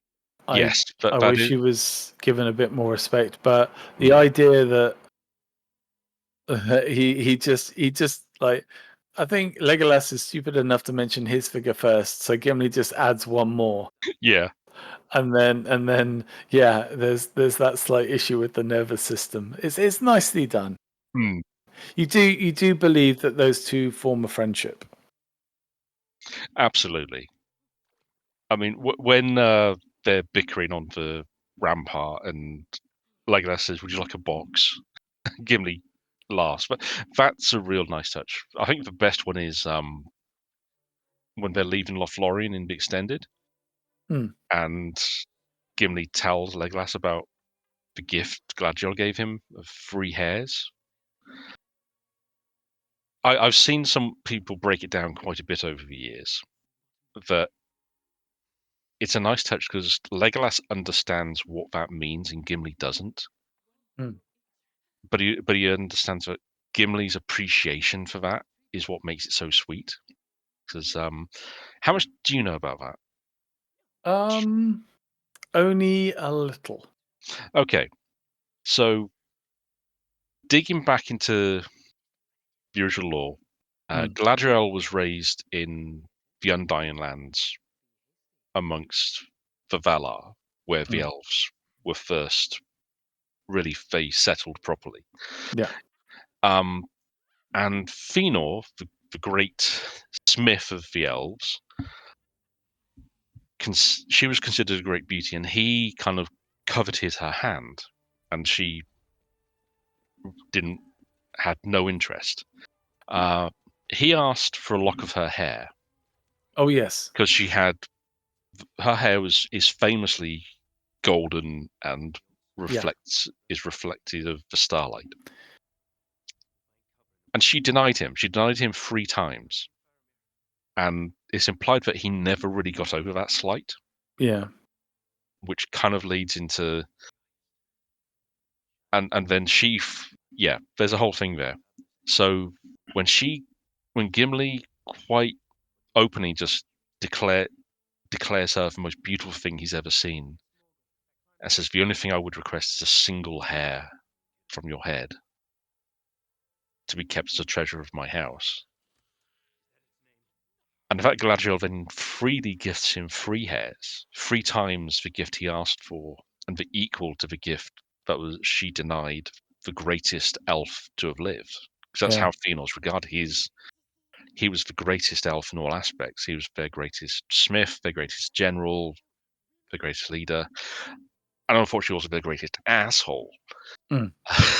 So there's a bit where that bit where he smiles as they're rowing away and Gimli doesn't see it is nice because it's getting across that he understands the meaning of this gift. And the fact that Gimli doesn't, he's not laughing at Gimli. he's admiring the fact that Galadriel considered Gimli worthy of the gift she denied the greatest elf to have lived. Yeah. And I think that's one of the first signs that Legolas at least starts to fall towards Gimli. Mm. So it's always one of my favourite bits, to be fair. Nice little touch. Yeah. It's nice as well. It's one of those things that they talk about, but obviously Mm. they don't show, and they Yes. can't show it because it's impossible. It's like Yeah. it would just look really awkward if they Mm. just had, Kate Blanchett trying to pull these invisible hairs out Yes. of her head. Yeah.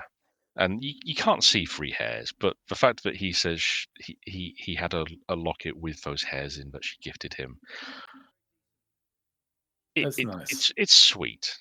I did miss the gift giving in the original cut, to be honest. To have it back, it does a lot for all the characters. So I believe that isn't that why Gimli takes the boat at the end. um, I think so, yeah, because he is named Alfriend, Yeah. which no other dwarf has ever been given that. Not even Elrond, who was a great friend of the elves uh of Mordor. Not Mm. Mordor. I'm terrible for names there. I do apologize. That's okay. He was a friend of one of the dwarf princes and was a great he he had a great respect for them, but he was never named an elf friend. But Gimli Mm. was, which is fun, and it granted him a position on. Well, he was offered a position on one of the last boats, Mm. so it's always kind of sweet that, and it's not. And he lived he was an elderly dwarf when Legolas and he travelled. Yeah. So, 'cause I think Merry and Pippin may have passed by that point, and so it was, and so had Aragorn. So it Mm. was just Legolas, Gimli, and Sam left in Middle Earth. Yeah, because aren't Merry and Pippin, don't they lie in state either side of the king or something like that? Yeah, they are buried next to Aragorn, Yeah. next to Aragorn's tomb. Which, yeah, they travel to Rohan first, then on to Gondor, and they pass away in Minas Tirith and are buried alongside Aragorn, which is It's nice very. they cover very briefly the fact as well that because of what they drunk when they were with Treebeard, that they're Mm, actually a bit taller than most yeah. hobbits now. So they have Mm, a slight advantage over a lot yeah. of other, and it adds to this air where like none of them really feel at home back Mm, in the Shire.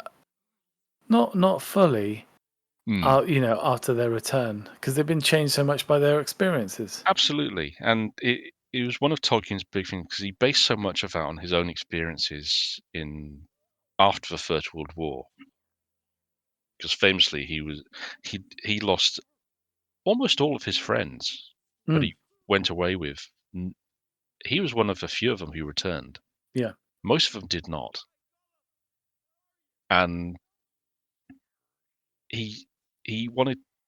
I think he did say that he wanted when he was writing the Return to the Shire to get across how these 4 hobbits who had done so much, none of the people who knew them would know what they'd gone through,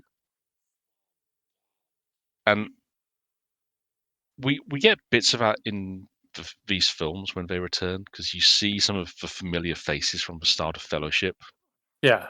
who, who look at our 4 heroic hobbits returning as the same in the same way that they would look to them when they left, Mm, slightly dismissive because they knew them as a fop, a pair of scoundrels, and the loyal gardener. That's all they were. They yeah. don't know that they've had these adventures and become kind of legendary figures to the survival of Middle Earth. It's kind of interesting how that's played out. I've always liked it. It's a neat way of doing things. And of course, after all of the excitement of like the big battle and all of Mm, this, the best way to suddenly amp up the stakes again is the far more personal horror that Gollum is mm, planning the next step, the big betrayal, which yeah. could undermine everything. Let's face it. So Mm. A and it's really quite because we know who he's gonna take them to, but at this Mm. point, we had no idea what Shelob was gonna look like. No, and fans knew what was coming up. Mm, Fans knew, and fans were telling. I remember telling somebody who has a huge aversion to spiders, as many people yeah. do, and saying, "Look, you really, whatever happens here, you really, really do not want this. Mm. You're not going to be able to see this film, or if you are, you're going to have to wait until it comes on home media, and then someone's going to have to literally go over it because this is going to be horrific." Yeah, or you're gonna have to make sure you're watching it with someone who can poke you when the spider's gone, Yep, 'cause it's I mean, the design for Shelob was a bit of a cracker, it was, and and famously the movement as well, so good. mm, yeah, and quite famously, Peter Jackson himself has an aversion to spiders, so fair play to him for picking the nastiest looking spider he could. Mm, But, no, this is a quite a wonderful but it's all like we said before, it's interesting because for structurally, we're kind of ending Sam and Frodo's journey really where it was getting started in the book. yeah, This is like a third of the way through their story in the Two Towers novel, mm, and we get the rest of the next film because they kind of disappear until the latter stages of Return of the King, pretty yeah. much. Which is the big challenge about this Mm. this whole series. Yeah, but they have had to tweak timelines, make things work better, and just mesh. Because like we said before, it's different mediums. You Mm, can't have a character just your your hero disappear for half a movie and a half effectively, and then come back at a midway point in the next film, and then suddenly it's like, oh, so this is what they were doing. Okay, yeah. it doesn't work. This I think they made all the right decisions, Mm, and even when they may have made mistakes, it was always for the right reasons. I can forgive a lot if the reasoning is sound, even if I don't agree with the change that's been made. mhm. And this is a good example. Honestly, I think if anyone's adapting or considering adapting a book, not even watching Lord of the Rings, but watching the making of material Yeah, and listening to the commentaries by Jackson and Philippa and Fran as they discuss why they made the choices they did to to have things work the way that they ended up doing. Because it is exceptionally interesting. And they do kind of saying justify makes it sound a bit trite almost, but they do. They justify every decision that they make. They point out where they've had to change things in a big way. And I say, well, we kind of had to do this for this reason. But we tried to keep this bit in at, to get across the spirit of what was intended originally. yeah. We used this line that Gandalf says, and we Mm, let Gimli say it because yeah. it carries the emotion of that moment. And Mm, although we can't have the scene where Gandalf says it, Gimli saying it one line is a nod to that. And yeah, I absolutely. like the way that they've done that. Mm, This is one of the few films as well where I would say the first 2 minutes of credits mm, are all people that you will have seen in the making of docos. And in yeah. fact, I would say a large chunk of at least the heads or the supervisors Mm, do get a yeah. note at some point. So, for instance, on the screen we have wig technician. I think at Mm, one point there is footage of them saying, "Yeah, we made like 600 wigs." yeah. You Yeah. know, you have all these people, and the thing is, it was this idea of look. I think this is frustrates me actually about the lack of Mm, making of documentaries nowadays. Is this yeah. is free footage for Mm. productions. And the only reason that we don't have more of it now is because I think Marvel, especially Marvel films, Mm. their creation is so disjointed now that Yeah. if you had a doco team, it wouldn't work. Like Yeah, they that's would be unfortunately, yeah. showing you just how poorly the sausage is Mm. made. Yeah, I do think that's a fair point to make, and we know that most effects-heavy films, uh, from, like, the last 5 years at least, are done under such a tight time constraints, Yeah. and the bidding is so vicious that the teams honestly, it would be unfair to us as any of the teams doing that work to give you the time because they're under the gun quite Yeah.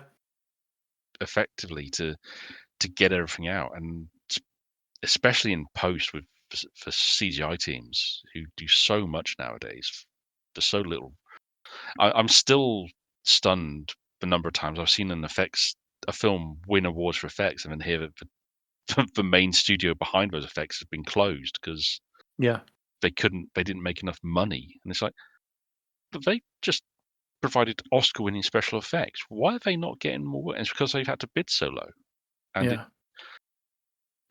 then it's not paid off in the end. And I hate that that's become a thing nowadays because it, You really you need, unfortunately, you need effects teams to monetize all of their work, so they need to put yeah, out lots of books afterwards, and no one ever does that. They I hide know. their work under a bushel, Mm, and it needs to be a condition of a low bid. It's like, okay, but mm, afterwards we need to get this stuff out, and we can share yeah, profits on publications, but we need to do it. And to be yeah, honest, a lot of these films would benefit. Talk about Transformers One, for instance, at the moment. mm, Transformers One art book with designs would sell well. It wouldn't sell gangbusters, it would sell well. The film yeah, could do with a bit of extra money. Get it out absolutely. there. You know, you're Mm. not spending that much. You've already got that material. I I mean, think look at God. Arcane. Yeah. That was budgeted for what, 250 million for both seasons, 18 episodes. And Wow. some people have been knocking that for, but when you think about it, that's 18 episodes, half hour each, give Mm. or take. So that's a minimum of 9 hours of footage, right? Yep. 250 million for 9 hours of animation. Transformers One is an hour and a half, and I think the budget was around 75 million. Yep. Now, I like Transformers One quite a bit. I think it did some really interesting stuff. I do not think it looks as good as Arcane does. Mm. Arcane is operating now. In fairness, they are very different productions. Mm. I want to make that absolutely clear. This is not me putting a boot into TF1. I highly recommend it because it is a genuinely good movie, not just a good Transformers movie. Yeah. But Arcane, because I mean, it's taken what, 2.5 years since the first season to get the second one out. Yeah, a bit too long. But equally, one, it built anticipation because of how good that first season was. Because I'll be honest, I didn't give a crap about Arcane when I heard it announced. It was from people saying, "Oh, this is really good." I sat down and watched the whole thing, and I was like, "My God, this is brilliant." I still don't give a damn about League of Legends, but I Mm. love this particular part of it, and I'm Yeah. intrigued. When I see stuff about League of Legends show up nowadays in my news feeds, I'm always like, "Oh, that's interesting. I'll take a look at that and just see what it says." But the fact that they did take that amount of time between, because I don't know how long whether they started production on season two after season one had aired, or if they'd started beforehand. Because I know they didn't announce season two until about a month after season one had been airing. But 2 years, if we say at least 2 years to produce 9 episodes of Mm. astonishingly well animated telly, Yep. that, and honestly, Arcane doesn't look like, there's nothing that looks like it because of the style of animation that the studio have pioneered effectively. This way that integrates what we would think of as CGI animation with this very painterly undertone to it that really does give it its own vibe. Mm. And I mean, the Riot Studios have even come out and defended that amount of money. They've said, "Well, of course it cost that amount of money. Have you seen it? We wanted it to be good. We invested the money to get the return in the quality. We took the time because we didn't want to put our team under the gun. We wanted them to not be under crunch all the time."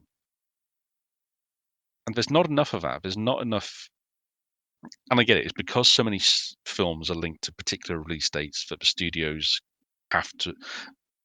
They want to keep to those because it costs money to shift things around and rejig release slates. It's also as well because there's often that delay in commissioning the second season anyway. Hmm. And then when you commission it and then produce it, and by the time it's done, and they've said this actually with the latest series of Arcane, Hmm. is that it is at the moment it's proving a lot less popular than the first season. Oh, really? And yeah, and Not as many like viewers. Hmm. yeah, significant. And Oh, a lot that's of the interesting. talk is about it's not about the quality, it's Hmm. about the delay. And the problem is it's there's Hmm. because the the effort going into these is so high, it means the time frame is so long, and because Hmm. studios are only commissioning that second season after the fact, Yeah. that Yeah. you've got problems. Because yeah, I think I was listening to Grace Randolph talk about something. She was talking about Arcane's Hmm. like scores and saying scores are great, but viewership is way down. But she said that follows That. certain Yeah. other sort of franchises which are having the same problem because Hmm. you're right, they're trying to treat their employees right, they're trying to do it right, Hmm. but they're also, because of the studio wanting to hold off until everything is perfect Hmm. and then realizing, oh, we still need to animate this thing. By the Yeah. time they get to produce it, it's a great series, but the audience have you've got like a year and a bit Hmm. if you really spread it out right. But once it gets beyond that, especially with so much stuff on Hmm. streaming nowadays, it starts to work against it. And of course it is. It's the crying shame. It Hmm. is. It's like it's not bashing the quality. It's Yeah. saying it's just timing, which funnily enough takes us back to this, which is they shot the three films together, Hmm. and yes, they did extra shooting. And the irony is they were doing extra shooting even after the final film won an Oscar, which I Yeah. think is hilarious. But it meant that most of it was in the can, so you had Hmm. a really tight release schedule. Yeah. So yeah, Yeah. It's a hell of an accomplishment, this, yeah. and it has. I'm still torn as to whether Towers has my favorite soundtrack of the three films or not, because I kind of get all giddy for the Rohirrim theme. There's That. a lot of good stuff in there, isn't there? Hmm. I mean, I have to admit, I'm amazed because obviously we've been watching this on the screen, but Hmm. I always forget just how good it looks. And a Yeah. lot of people hold this up as like the high point of effects. Before Hmm. effects suddenly took this odd, as you say as well, bidding for Hmm. the lowest offer. It was kind of the point where effects, that marriage between practical and virtual effects was just balanced right, Yeah. where the CGI was good enough to integrate, but it wasn't to the extent that that people wanted to just replace things. Mm. And I think it's kind of what, in some ways, is the weakest element of the Hobbit movies, in that they did move a bit too much to the CG side, especially when how they Yes. did. The orcs especially suffer for that. I get the logic because they wanted them to feel more inhuman, Yeah. but it because of the amount they needed to do for certain characters, it comes they feel much more clearly CGI Yeah. and Agree. fake, whereas a guy in someone in a costume, that feels more real. And the kicker is that in The Hobbit, they actually have quite a good actor playing the main villain, uh, the White Orc. Yeah. It's the guy who was in Spartacus and played uh, Deathstroke in Arrow. Mm. I keep you know what, I'm being really bad for names today. No, But I know he is one of those people that you know him by sight, yeah, but if you said a name, you'd get him mixed up with someone else because yeah. he's kind of unfortunately he's kind of one of those slightly generic looking. Mm. He's probably a bad guy. He does play a lot of bad guys, but when he gets to play a good guy, he can add some real nice layers to things. But he was kind of saddled with then being kind of painted over with all this CGI instead, which Yeah, I get it. They kind of wanted to carry on with what they'd done with Gollum and build off of that, and I understand it. I do. Again, this is not having putting a boot in. This is genuinely trying to get across that I think it was probably. I understand the choice. I don't agree with the choice they made. I think they should have stuck with practical costumes for the orcs. The goblins, I think, was worked quite nicely because that was a nice touch to make them that kind of disturbing, frankly. yeah, But for the main orcs, they should have been more practical in basis because it would have given. I mean, hell, they had a practical orc villain because that was the original design for one of for the chief orc henchman, but mm, they turned him into the jailer of Dol Guldur, mm, who gets disintegrated later on. But yeah, it's. Like I say, I think you're right. This film does have a timelessness to it. It's kind of like in that sweet spot. mm, It can stand with the very best movies that do have a timelessness to them. Because even if they're old, there's something about them that feels timeless, yeah. and this sits really nicely in there. I'm still astonished to think that it is 20 years because Mm. it doesn't look it. Well, I think fantasy as well. Fantasy really helps it because Mm. there's nothing, beyond maybe a type of sausage. There's nothing modern age that you recognize in there. Yeah. And I think I think as it goes on, it will only get better Mm. because it becomes this classic.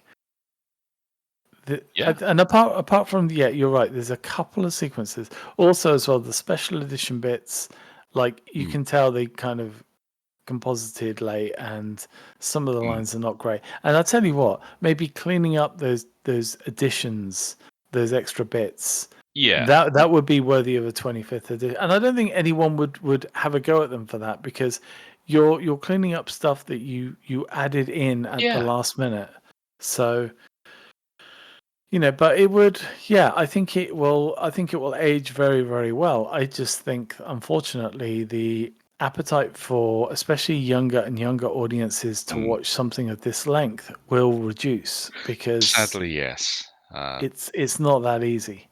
Yeah, Um, it is a shame, and we've seen it so much with books being split into two films because they they decide that it'd be too long as one. And yeah, I kind of think there's a bit of a bollocks to that argument because if a film's well made, people will sit through it. I I do understand though that there's the balance of if you have a film that's long, that limits the number of showings you can have on one screen because yep, you're increasing the time for showing is that's less screenings, that's less box office. So I'm not ignorant of that element of things, but I understand what you're saying as well. That there is a because we are so there's been an increase in short form media. I mean, so much of YouTube is built around really short videos now. Although mm, apparently that's changing again, and they now want longer videos. So who the hell knows? But it's a shame because I would love to say plot my niece and nephew down with these films, but I know full well one they're probably a little too young still for 'em, but also I yep, don't know if they'd entirely keep their attention, yeah, which is a genuine shame because these are wonderfully well made films, and it's not like there's not an audience. I've like I say, they screened all three earlier this year. Each of the screens I went to, it wasn't fully booked, but decently packed screenings, Mm. and it wasn't like single showings either. They had a couple of screenings across the day for each film, so there is an appetite, but there is a worry that that appetite is with viewers who are sadly aging. Yep. He said with trying not to cry, Such is the way. isn't it just? But I also love that this is a nice long credit sequence. It's like almost 20 minutes of credits because they do tell you everyone involved. It, Oh yeah. I mean, very few films don't tell you who's involved, but it's just nice to be able to sit through it and it being a decent sequence. And that is the end of The Two Towers. Fantastic. And again, we are 2 for 2 on complete coverage Yep. Uh, we will get to Return of the King eventually, which at some point. I'm kind of worrying because that's like two.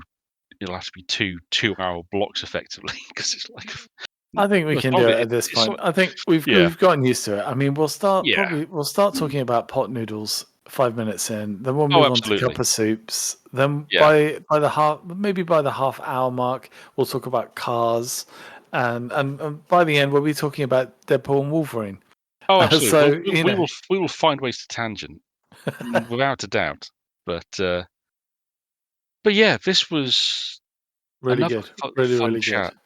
chat. Towers is, like we said, it is an interesting middle film in a trilogy because it does end on a for the for the bulk of our heroes, it ends on a high.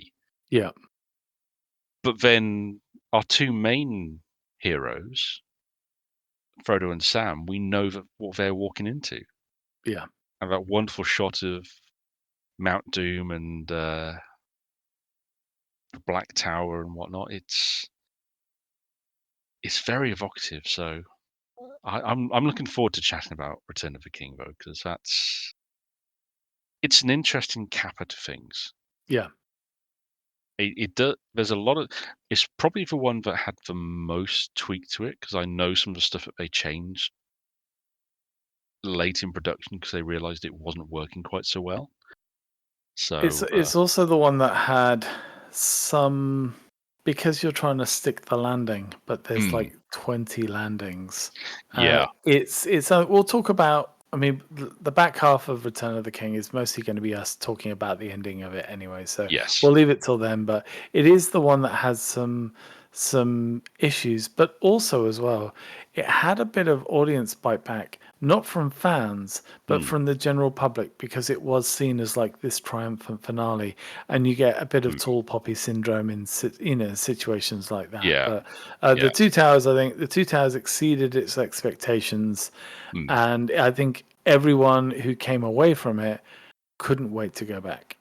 absolutely. I remember the anticipation for it when it was quite high because we didn't see the first trailer till like June, July time. Yeah. I think it might even have been the trailer that came on for DVD was the first time anyone had a tease for the next film, Mm, uh, and it was an exciting moment mm, to be fair, and then to actually because we were all a bit worried if it could stick the landing for the middle half, for the middle yeah. portion, because Fellowship had been so good and it had done so much right, and it's just like, can they keep this going? Will this be as good?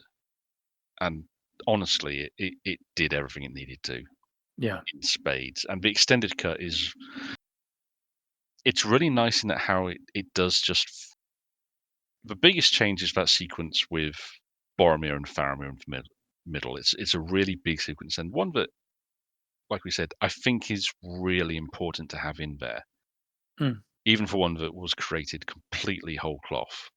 because there's nothing like that in the book. But it is a wonderful sequence for establishing the dynamic between the brothers and their father that is so important later on. And all the other changes are more minor, but they're all ones that they're subtle, but they do work really nicely to help G up what was already a very good theatrical cut, to be honest. Agree. So yeah, should we call it a recording Yeah, there? I think we're good. Yeah. So if you're still listening, thank you very much. We'll be back at some point with Return of the King. Adam, And thank you. and possible documentaries. Yeah, Andy I may have to drive up and give him a slap for that one because, god damn it, he's given me an idea and I'm kind of tempted, but it's Yeah, so much stuff to go through. it is a lot.